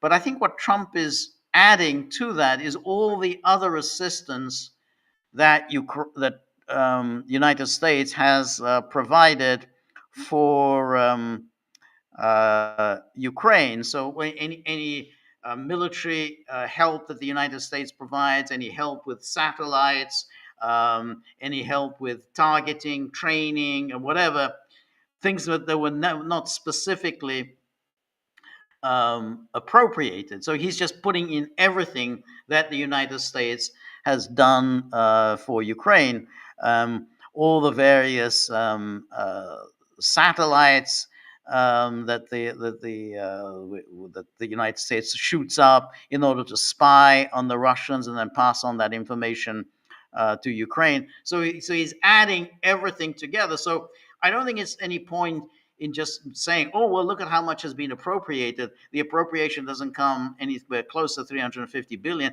That's not how Trump is counting it. Trump is counting it by just adding everything that the United States has done for Ukraine. And when you do that, it's probably true that Americans have done far more for Ukraine than the Europeans. Just simply saying, well, that's how much the Europeans have appropriated, that's how much the Americans have appropriated, and therefore it's very similar. He's saying, yeah, but what about everything else? All the sort of the naval assistance and everything that we have provided for Ukraine. I think that's how he's counting up the 350 billion. I don't know if it comes to 350 billion. But I think if you add everything else to it, I think it comes to a hell of a lot more than what was just actually appropriated. And DJ, thank you so much for your generosity. For the dogs will be grateful to the extent that these dogs can ever be grateful. I mean, I've never known them to be. Particularly grateful. I'm grateful, but I'm not really like the dogs. So Mark says, I heard today on the BBC the General Sheriff. Yeah, he's the one that we featured him recently. So General Sheriff saying that Russia is sending underage men to the front. They use vans. I mean, the guy, I don't really believe anything he says. He doesn't know. He hasn't served in for many years. He's absolutely rabidly anti-Russian. So I don't buy it. Anyway, he said use vans as military troop vehicles. As the troop vehicles are all destroyed, America just needs to supply arms for just one more year, and the Russian army and economy would collapse. What planet is he living on? Yeah, I mean, I don't take seriously anything that he says. So yeah. He's just completely, he's just off his rocker. Well spoken, and I think that's where we featured him. And he has that nice accent. He has that kind of handsomeness of the sort of the upper crust English. But just because he has all of that doesn't mean that anything he says is worth listening to. The DJ says Trump will deliver a crisis for the EU to cry about tonight. I predict a drawdown of U.S. troops in Europe. I don't, I mean, as I said, I don't agree with that. I don't think I don't think the Americans are going to give up on NATO. It's just too valuable an asset to give up. They'll complain. They'll have these spats with the Europeans, but ultimately, the Europeans will soon realize that they can't do without the Americans. And the Americans, I think, will realize that they can't do without the Europeans, or at least they can't do if they want to run the global empire. I think then they need Europe for that. Then Vic Shakapopoulos says, Dear George, on one of your last live stream, I asked you how you feel about your national identity. You talked about your connection to Britain and Hungary, but you didn't talk about the Russian and the Jewish elements. So do you feel any personal or cultural connection to any of these identities? Well, not to the Jewish thing. I never felt any of that. I was never brought up in any way as a Jew. Never, not for 1 minute. So never once, visited a synagogue, and then when I attended in the UK and at schools, where in those days, you still had prayer in schools. So you had prayers in schools, and the prayers were Christian prayers. However, there was always the before the prayers start, the Jewish children would leave. I mean, they would, so there would be a substantial number of children who would leave because they're not going to take part in the Christian prayers. But I never left with the no, I was always told by my parents to stick with the Christian prayers. So they never had any problems with my attending, even though my parents were obviously not religious. But they never had any problems with my attending Christian prayers. But never, I never never left with the Jewish children. So that's never been a part of my life. And I think my father was he came from a prominent communist family, and so the communists never,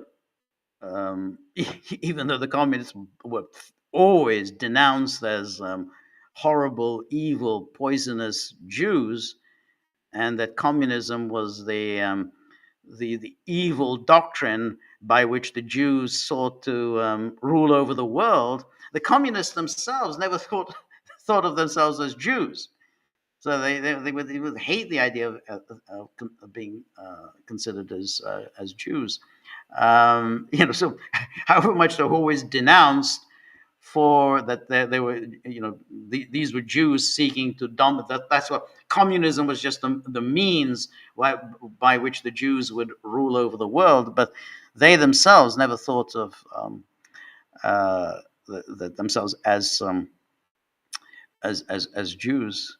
And it's very interesting. I think we once talked about this on the Gaggle, about how when we come to the issue of Babi Yar, this is the terrible massacre of the Jews in the Soviet Union, and invariably in the Western opinion, it says, "Oh, the Soviet Union covered up Babi Yar. They never talked about it. They never commemorated it. They never, it was just simply something that happened. They never." They never did anything, to preserve the site and make it a special shrine of Babi Yar. That just shows, I guess, that they're anti-Semitic or whatever. But the point was, the reason why they never elevated Babi Yar, they never made this into the apotheosis of evil Nazism, the horror of the Holocaust, is that they never regarded the Jews as in any way a separate people in the USSR. So what the Nazis did at Babi Yar, what the Nazis did to the Jews of the Soviet Union, was on the same level of evilness, no worse and no better than everything else that they did to all the other peoples of the Soviet Union. That's why they never elevated Babi Yar. Why would they? But just because the victims were Jews, but that the Jews were not in any way special. Everybody, all of the peoples of the USSR were victims of the Nazis, and that's why they never made anything special about Babi Yar. It's completely wrong to say, oh, that just shows that the Soviets were anti-Semitic because they never, uh, treated Babi Yar as anything special. Anyway, so that was that's my communist stuff. But the Russian thing is, other than that I speak the language, it's still not really a part of my identity. So it's something that I grew up with, early in my life that I spoke Russian, but then my life in England came to be much more important, and so that early part, even though I retained the Russian language, it was never not an important part of my identity. It's kind of very odd because I say the Britishness is the one that was most important in my life, and yet when I look at Britain today, I just feel so embarrassed by it. It just fills me with such anger and disgust, and for a long time. It's not just today; it's been going on for a long time. So it's kind of ironic that this part of my life was important, and yet I just feel nothing but just disgust. Like this guy, this general sheriff, like when I used to write about the International Criminal Tribunal for the former Yugoslavia and all these awful British lawyers and British judges who were there, and they were just so sickening in their pomposity and their arrogance. So, yeah, it's I sort of I grew up with this, and now it just fills me with embarrassment and pain. Anyway, thank you for your question. I don't know if I answered it in any particularly satisfactory way, but anyway, Marty says, has Nigel Farage fallen out with Donald Trump? It's very strange. I don't know that he's fallen out with Farage because he was there on. He's fallen out with Trump because he was there on January the 20th, and apparently he had his party was one of the best attended. But the things that he's saying now is very, is not at all. I mean, I think a certain opportunism. I mean, the British are getting very pompous and arrogant at the idea that they're being pushed around by Trump, and he's trying to stay within the mainstream. So J.D. Vance, in his interview with Sean Hannity, was being very scornful about this whole idea of the British security guarantees. And he said about how people who haven't fought a war for 30 years now think that they're going to be fighting wars against the Russians. And the British took it that, though he didn't mention that he was referring to the British, but the British took umbrage at this apparent insult from J.D. Vance. And so, and Farage said, Vance is wrong. The British, they've fought valiantly in Afghanistan. They've been, side by side with the Americans and so on. So he's rebuking Vance, even though Vance had not mentioned the British.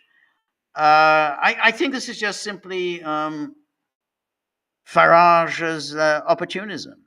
I think he's so anxious to be mainstream and respectable and electable that he's just going along with establishment views that somehow, J.D. Vance gave short shrift to the British. The British, they fought valiantly in Iraq and Afghanistan with the Americans. So J.D. Vance is wholly wrong. I don't know. I just don't. I mean, that's what I think. I don't think he's fallen out with Trump. I think he's just trying to be as inoffensive as possible, and thereby be electable in at the next general election. I don't know if that's going to succeed. To be honest, I think in if you're an outsider, if you're a minority party or whatever, I think you've got to take risks. I think you've got to show that you're a force to be reckoned with. I don't think that's the way to do it. Otherwise, if he's just yet another conservative, and it's hard to see any longer what the difference is between the Tories and Farage's reform. If that's all you are, then why should people vote for you? I mean, they can vote for the Tories. So I think he's ill-advised. Or maybe I'm wrong. Maybe this will work for him. But I tend to think you do what Trump did in 2015, 2016. You take risks. If you're an outsider, you need to take risks and to persuade people, hey, things are going to change when Trump takes power. Otherwise, you can think, well, nothing is going to change with Farage.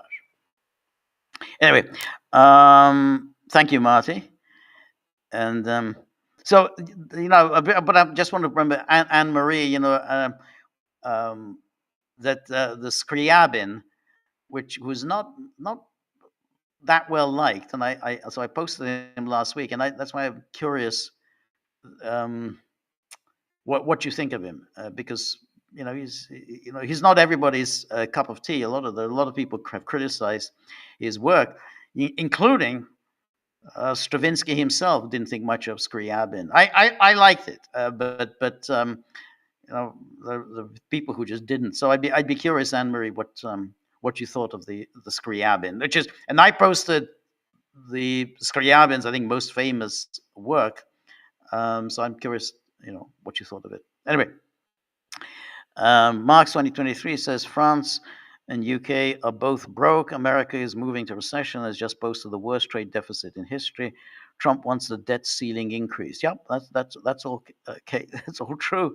And then Mark says, well, Trump holds no cards against the Russians. America has done his best, played all the ace cards and warehouses and bear. I don't think that. I don't think the warehouses are bear. I think America's still the number one arms exporter in the world. It's getting the arms somehow. This is the arms industry. It's a very, very big business in the United States. So. I don't think it's going to be very hard for the Americans to come up with more arms, more artillery shells, and so on. That isn't an issue. The only issue is the American will. I mean, whether Trump wants to go down that path.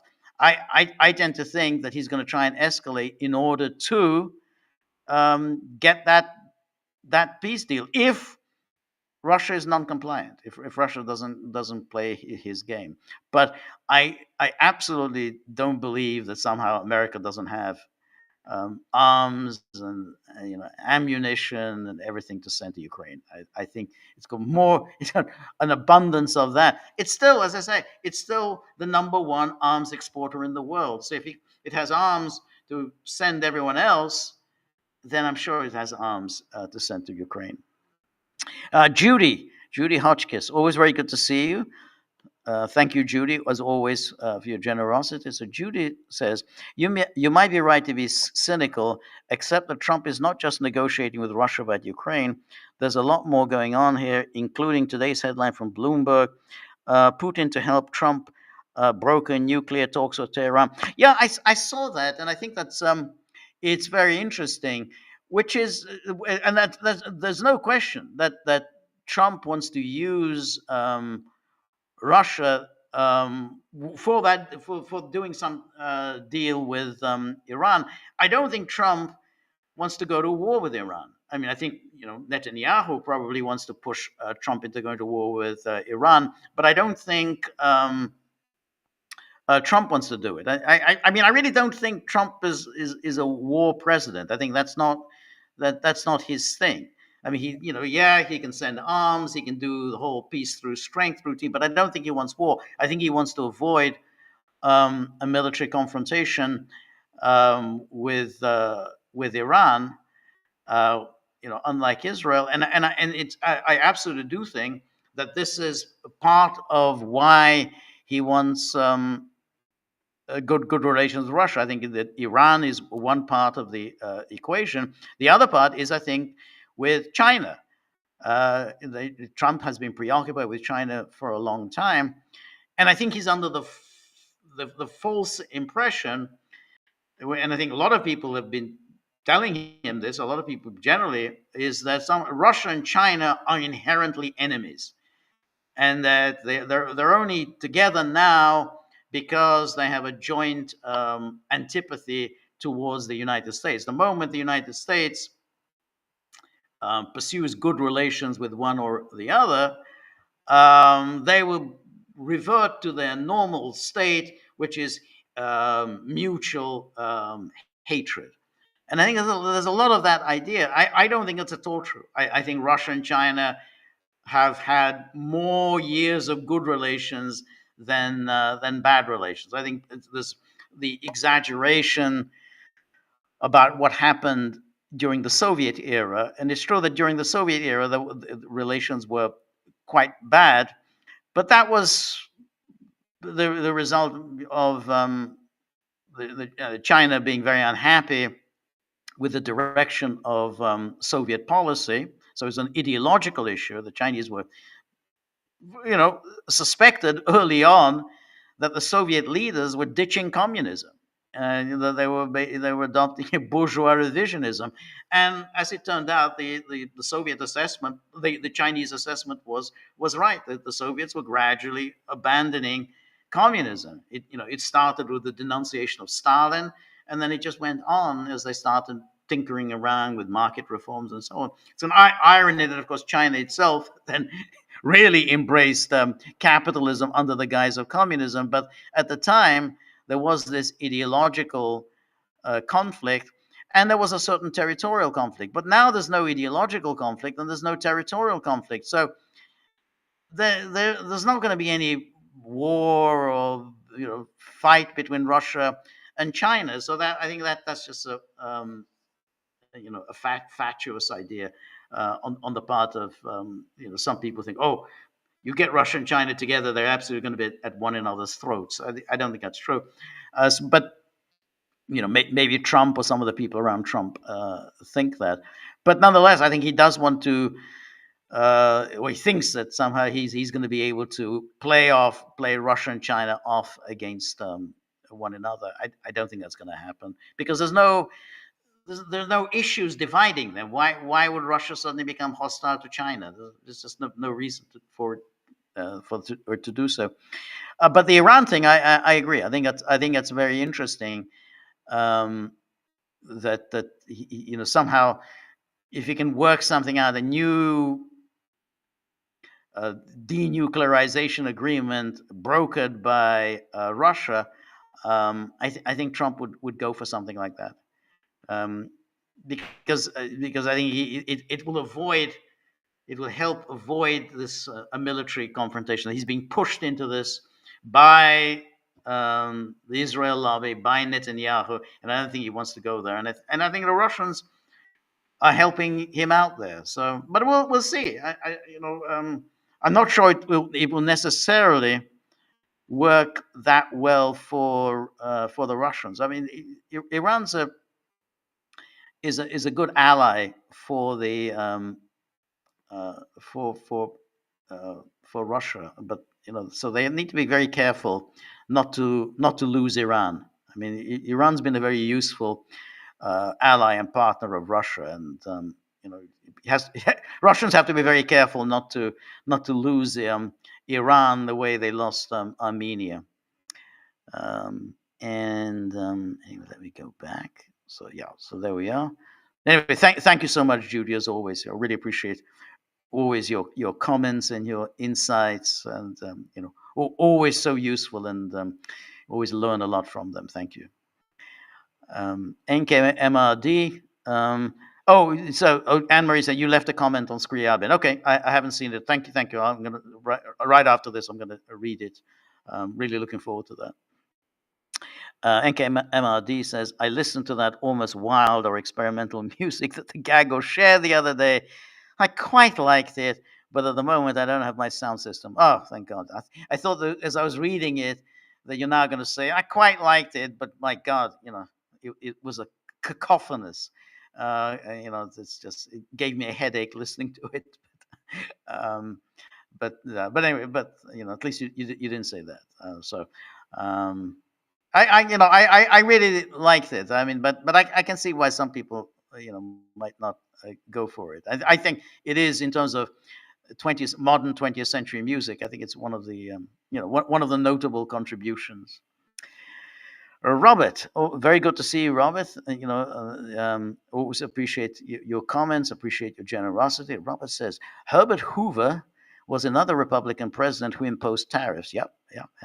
Signing the Smoot-Hawley Tariff Act in 1930, many economists argue that the stock market anticipated the signing, triggering the crash of October 29. In any case, it seems hard to argue that it did not make the Great Depression far worse and much longer than it would otherwise have been. I do hope we're not in for a replay. Well, I don't really go for that. I mean, I do tend to think that the Great Depression came about because of the monetary contraction. I mean, I really think that that's, in a way, had they maintained the monetary flow, just continued to as the depression hit, just making sure that there was money available. Then I think the worst of the Great Depression could have been avoided, and that's what governments have done since then. So I really don't think tariffs were responsible. I know people say this, and they had that Ferris Bueller. You remember when they had Ben Stein was lecturing the class and talking about the Smoot-Hawley and how that caused the Great Depression. That's sort of standard idea on the part of the free traders, but I don't believe it. I really think that in the end it was the fear of inflation that and it led to monetary contraction, and that's what really does it. If you contract the money supply, then essentially there's no money in the economy, and then boom, there's no economic activity. So I think I do think that was the reason for the Great Depression. But anyway, thank you so much, Robert. Anne Marie says, I wanted to watch the movie yesterday, but after a few minutes, I unfortunately had to stop. Too much violence for me. Okay. But nonetheless, I had the immediate impression that it's a very good movie. Pity. It's interesting, which I about the violence, because I was reading, after watching the movie, I was reading the Wikipedia entry on it, and it said that some actors, Gene Hackman wasn't anybody's first choice for for Popeye Doyle. A number of actors were lined up before Hackman, and some of them really turned the part down because of the violence, which I find surprising. Because that they would turn it down. I mean, you're an actor, you know that this is make believe, this isn't for real. But nonetheless, a number of actors, I think, just didn't want to do it because of the violence. Hackman himself wasn't very happy with the film, because he wasn't very happy with the character of Popeye Doyle. I think he thought that he was a really very unpleasant, a very unlikable person, which he was, in many ways, and that the film somehow made him admirable, and that's a fair point, because I think a number of those films of the 70s, where there was a kind of moral confusion, in that the protagonist was supposedly, you were supposed to like him and be happy that he got away with it, and then you think, well, this is a really terrible person. the film isn't supposed to take his side. I was thinking of, I don't know if people have seen it, is Charlie Varick, um, with Walter Matthau. It was made around, it was 1973. And that is a deeply morally confused film. And because you're supposed to admire Varick, who was a terrible person, who, he destroyed so many lives, he killed so many people. Or, and you're supposed to, the audience is supposed to identify with him and to admire him and be happy that he got away with it and that he walked away with all the money. I think there was a lot of confusion in the films made at the time. And again, as I was saying earlier with Popeye Doyle, there's still the question at the end whether did he deliberately kill that cop that he didn't like, they had bad relations with. I tend to think he did it deliberately. He started shooting, and there was nothing in the way that he started shooting that he thought that this was that he was shooting Chaudier, which again, and I don't know why he would immediately start shooting at Chaudier. He's a cop. He's supposed to try and arrest someone, not just start shooting. So I think he killed a cop. I mean, so he's not at all an admirable person. But somehow both this French Connection and French Connection 2, you're supposed to think that he's a great guy. I mean, he's anything but a great guy. So I can see why Hackman wasn't particularly happy with the part, or even that happy with the film. Anyway, NK Mamadi says, I'm fine with 90s US movies, violence for the most part. Rambo shooting some people, okay, but there's another movie where the violence is of a different kind and ugly to watch. Yeah, I mean, I think that the only question with violence is when you're supposed to admire this. And you're supposed to think this is really cool. When we watched Clockwork Orange, I mean, Clockwork Orange came in for a lot of attacks when it came out. Also, about the same time, 1971, because it aestheticized the violence. It seemed that it made the violence seem rather cool, and it was always accompanied by great music, usually Rossini, even bits of Beethoven, I don't know whether that's exactly what Kubrick intended, but I think it's a legitimate criticism that he made this, rather he aestheticized it. I thought there's a real beauty to violence. I didn't think that was the case in the French Connection. It is obviously violence, but when you watch the film, these are all brutal people. This is a brutal world that they inhabit, and you're kind of a voyeur, and you're sitting in the comfort of your home, and you're as a voyeur, you're watching a world that you're not a part of, and kind of getting a certain vicarious pleasure in watching the violence. Getting a perspective on a world that you're not a part of. So. That's what cinema is. I mean, there is a voyeuristic element. It appeals to not the most not the most edifying aspects of our character. Anyway, Ivan Grozny says, I think Tucker would easily beat Trump's charisma, but he won't go for it. I tend to agree with you there. I think that Tucker has charisma. I think he's a very likable, charming person, but I haven't yet seen him display the kind of political seriousness that you would really need to run for president. I mean, he's an entertaining speaker, but when he talks, it's anecdotal. Again, charming. Is somebody telling good stories. Insightful, certainly insightful about life, insightful about politics.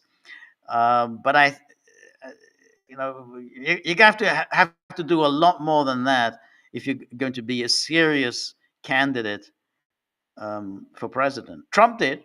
I didn't think he could do it, but he showed he was really serious about it in 2015. But I don't know if Tucker has that. And I'm not even sure what he's doing now with those interviews. I I wish he could get back to in some ways to what he was doing before when he was on when he had that show. I think they were much better than these interviews. Partly because he had those editorials. I really enjoyed those editorials with which he started the show. The interviews that he did on his show on Fox, I didn't think they were that interesting, but the editorials were really good. Anyway, Richard Phillips says this over-the-top violence, which is detached from reality, is silly and has no emotional impact, and there's much more restrained, intellectually feasible, gritty violence, which is disturbing. Yeah, that there is. But curiously enough, the most disturbing violence, I think, is often the psychological violence, which is not necessarily that graphic. I mean, if you think of what is a really disturbing film, I think something like one of the most disturbing films I've seen is something like The Vanishing, the original Dutch film. I mean, there wasn't really much violence there, but it's a very disturbing film. Psycho itself, the great Hitchcock masterpiece, I mean, there's some violence there, obviously, but it's a very disturbing film because because what's really terrifying there is the mental illness. I think when you go there, something that you can't control and that you might be subjected to, that's when violence can be very scary. I think the film David Cronenberg's The History of Violence. I mean, there's quite a lot of violence there, but what's disturbing about it is, I think, something different. It's the idea that basically is somebody just gets away with it. Somebody who's a really bad person has just got away with it, and I think that shakes us, in our moral expectations. NKMRD, I watched very interesting movies that never showed any violence, but just toyed with the possibility, with the threat, leaving things up to viewers' imagination, basically. Another approach. I agree. I mean, it's in that the Breaking Bad. I mean, the drug dealer who was the psychotic drug dealer, he engaged in violence. None of that was particularly interesting. He's just psychotic, and that gets tiresome after a while, watching a psychotic. The violence of Gus, however, was very different. I mean, it's terrifying, and it's terrifying precisely because Gus is such a calm, soft-spoken person.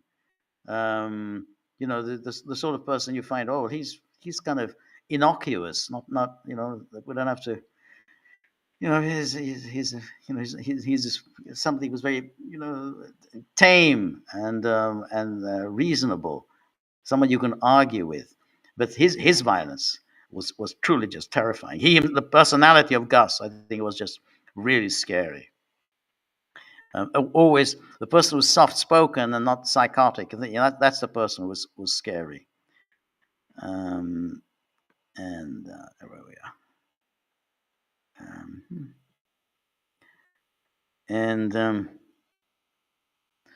Mark says Judy Hotchkiss, Putin's spokesman, dismissed that. Well, I don't know. I'm not sure. I've seen that story before about the Russia and Iran. I wouldn't dismiss it like that, and I don't think just because Peskov, if he dismissed it, I didn't know that he had dismissed it, but just because Peskov dismisses it, I wouldn't necessarily wouldn't necessarily accept Peskov's word for it.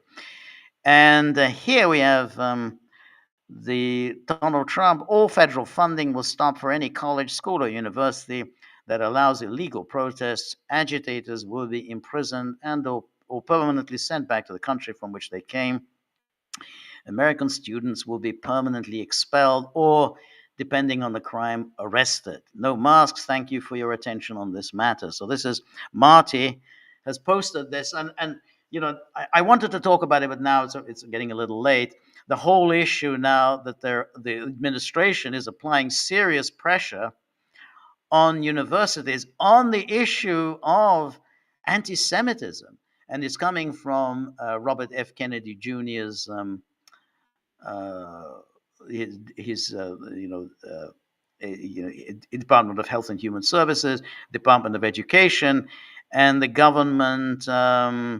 Is it a government account? No, I think Government Services Administration, GSA.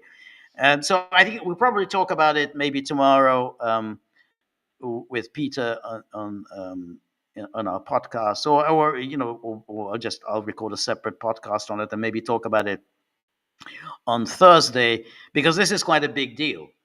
That's a very serious threat to free speech.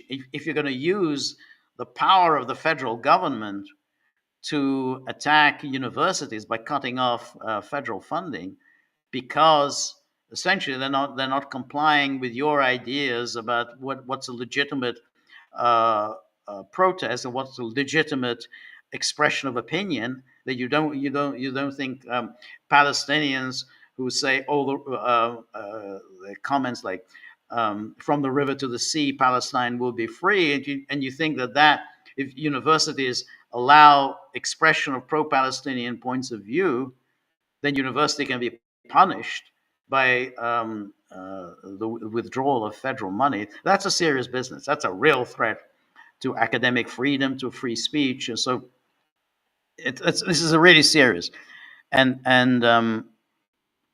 you have to wonder why this is happening now. Is it because they think that Israel is about to launch a war against Gaza, or maybe again, or Israel's launch a war against Iran? But this is very troubling. So, what Trump has been doing on Ukraine has so far been reasonable and praiseworthy. This is very chilling. So yeah, thanks, Marty, for posting.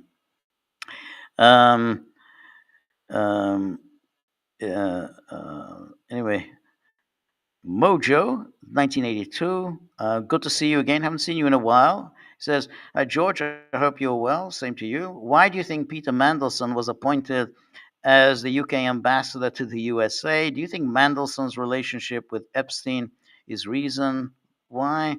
Trump had a relationship with Epstein too. It's unusual for the UK to appoint a non-career Foreign and Commonwealth Office diplomat to such an important post. Do you think the UK establishment will succeed in getting Trump to abandon his rapprochement with Russia? So, first of all, it's not really so uncommon for the UK to appoint a non-diplomat to this position. It's a big job to be ambassador to the United States. So it's often gone to politically influential people. During World War II, it was Lord Halifax was the ambassador to Washington. Halifax was not a diplomat. He was a member of the House of Lords. He was a politician. Then you had Lord Cromer.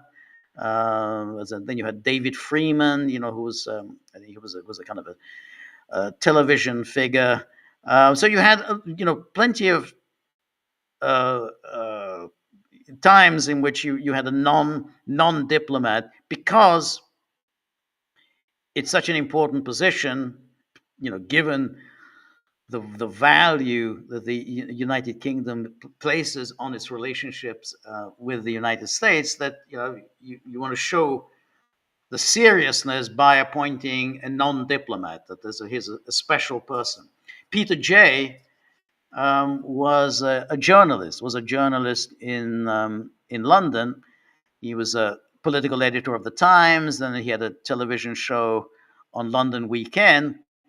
But he was the son-in-law of the Prime Minister, James Callaghan.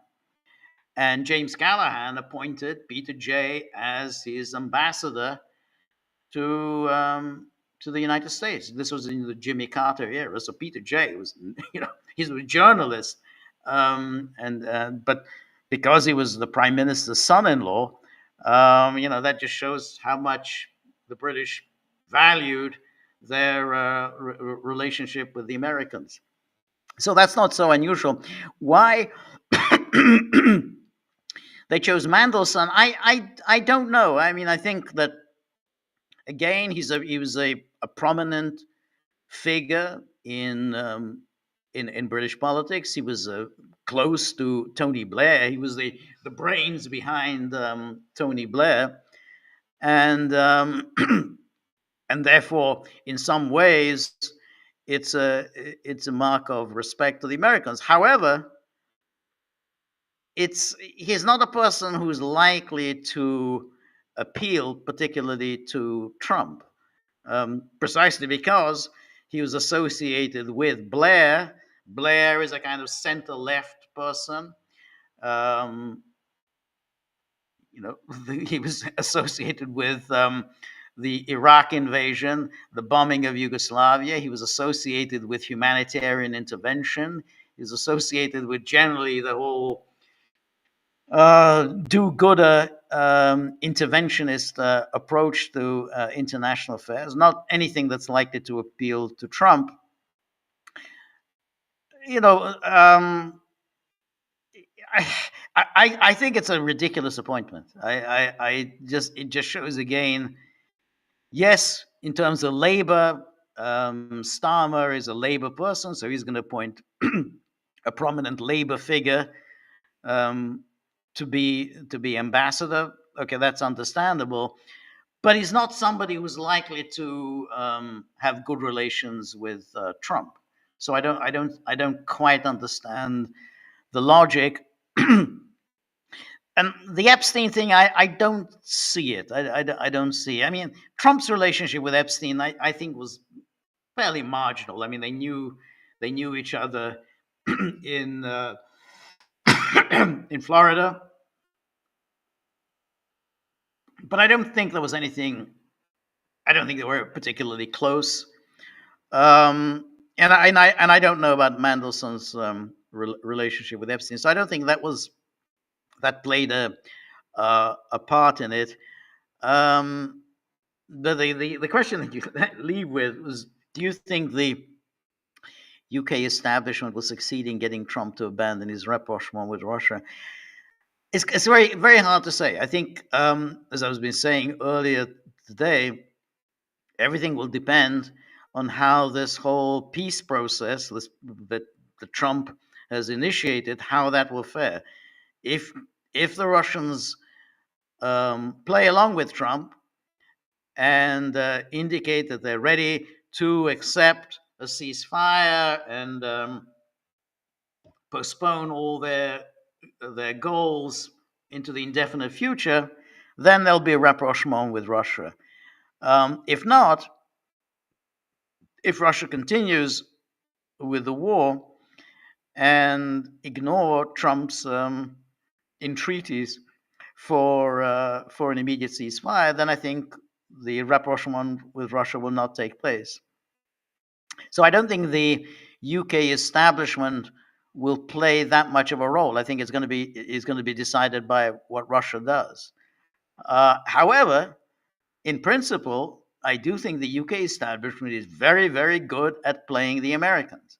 They've done it so many times in the past, and Starmer did this, I think, masterfully when he was here last week with the whole theatrical performance of bringing this letter from the king and presenting the letter to Trump, and then Trump reading this letter and everything, and an invitation, a personal invitation from the king to come for a state visit.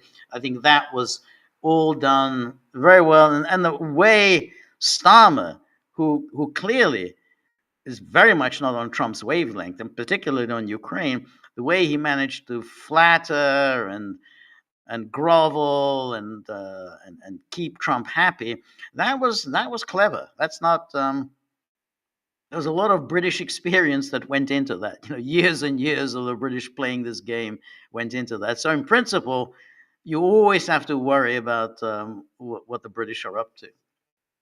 Anyway, good to see you again, Mojo. And then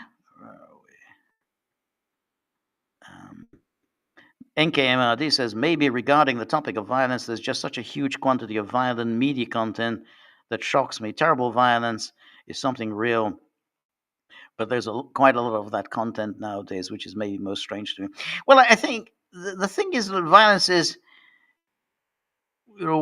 we get a vicarious pleasure from it. I mean, I don't think if anybody was confronted by real, actual violence would particularly be excited by it, but it's a vicarious pleasure. You watch it on the movie screen, you watch it on your computer screen, you watch it on television, and you have a quiet, sheltered life. You don't get into the violence yourself. I think if anybody who maybe enjoys the violence that they see on screen would probably be quite upset if they were confronting real actual violence. It's look, why do people like murder mysteries? It's not that because they like murders, but it's something that you can enjoy in the coziness of your home and read about somebody getting murdered. So that's why I don't necessarily think that violence in the movies begets violence in real life. Well, maybe it does, but I haven't seen any compelling statistics showing that. I think there's I mean, there is a distancing factor. You always know there's a distancing factor between what you see on screen and what happens in real life. You have a nice, pleasant cinema experience. That doesn't mean that you actually want to see this enacted for you in real life. Okay. Anne Marie says, I'm not a good reference when it comes to violence in movies. It's just that, I can't watch it. Okay. And then Richard Phillips says, I've actually started tuning out British politics. It's pointless. The media politically are low grade, low IQ extremists and Russophobes. There's no point in listening to people who are not rational. I kind of agree with you. I find it all depressing. I see this new leader of the Tories, the awful person, Kemi Badenoch, terrible. It's just Keir Starmer. I mean, just listening to his voice is so grating. Angela Rayner. I mean, these are terrible people. I mean, I can't spend more than 5 minutes listening to their twaddle. So anyway, and Judy then says, so here's the exact quote from Peskov today, quoted by Reuters. Okay, so I didn't see this. Okay. Peskov told reporters on Tuesday, President Putin believes and is convinced that the problem with Iran's nuclear dossier should be solved solely by peaceful means.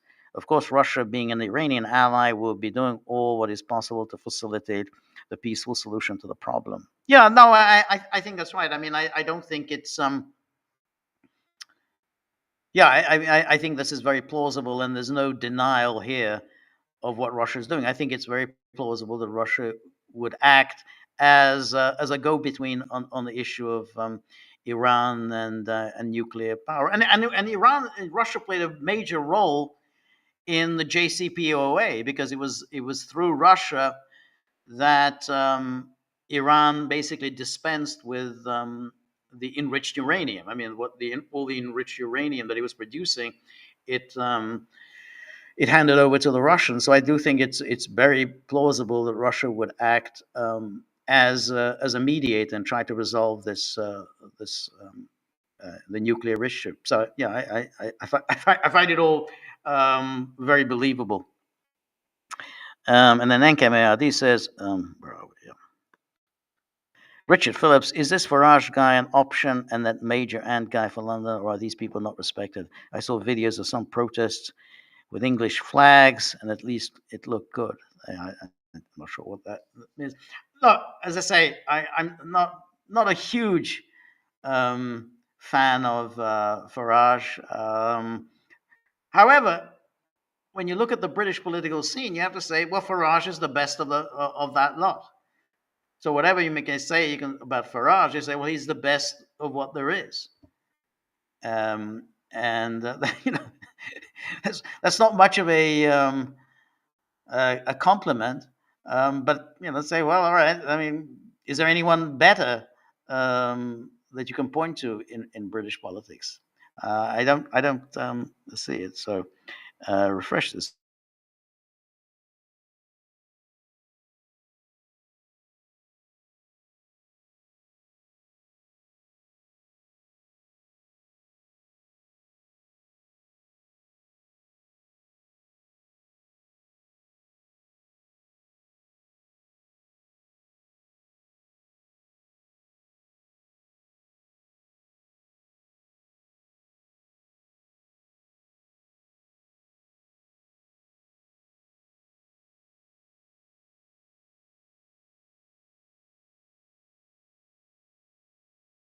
Been up. So anyway, thank you everybody who joined me. Thank you so much for all of your questions, comments, suggestions, ideas. You know, it's really, really interesting. Always a pleasure. Always learning something.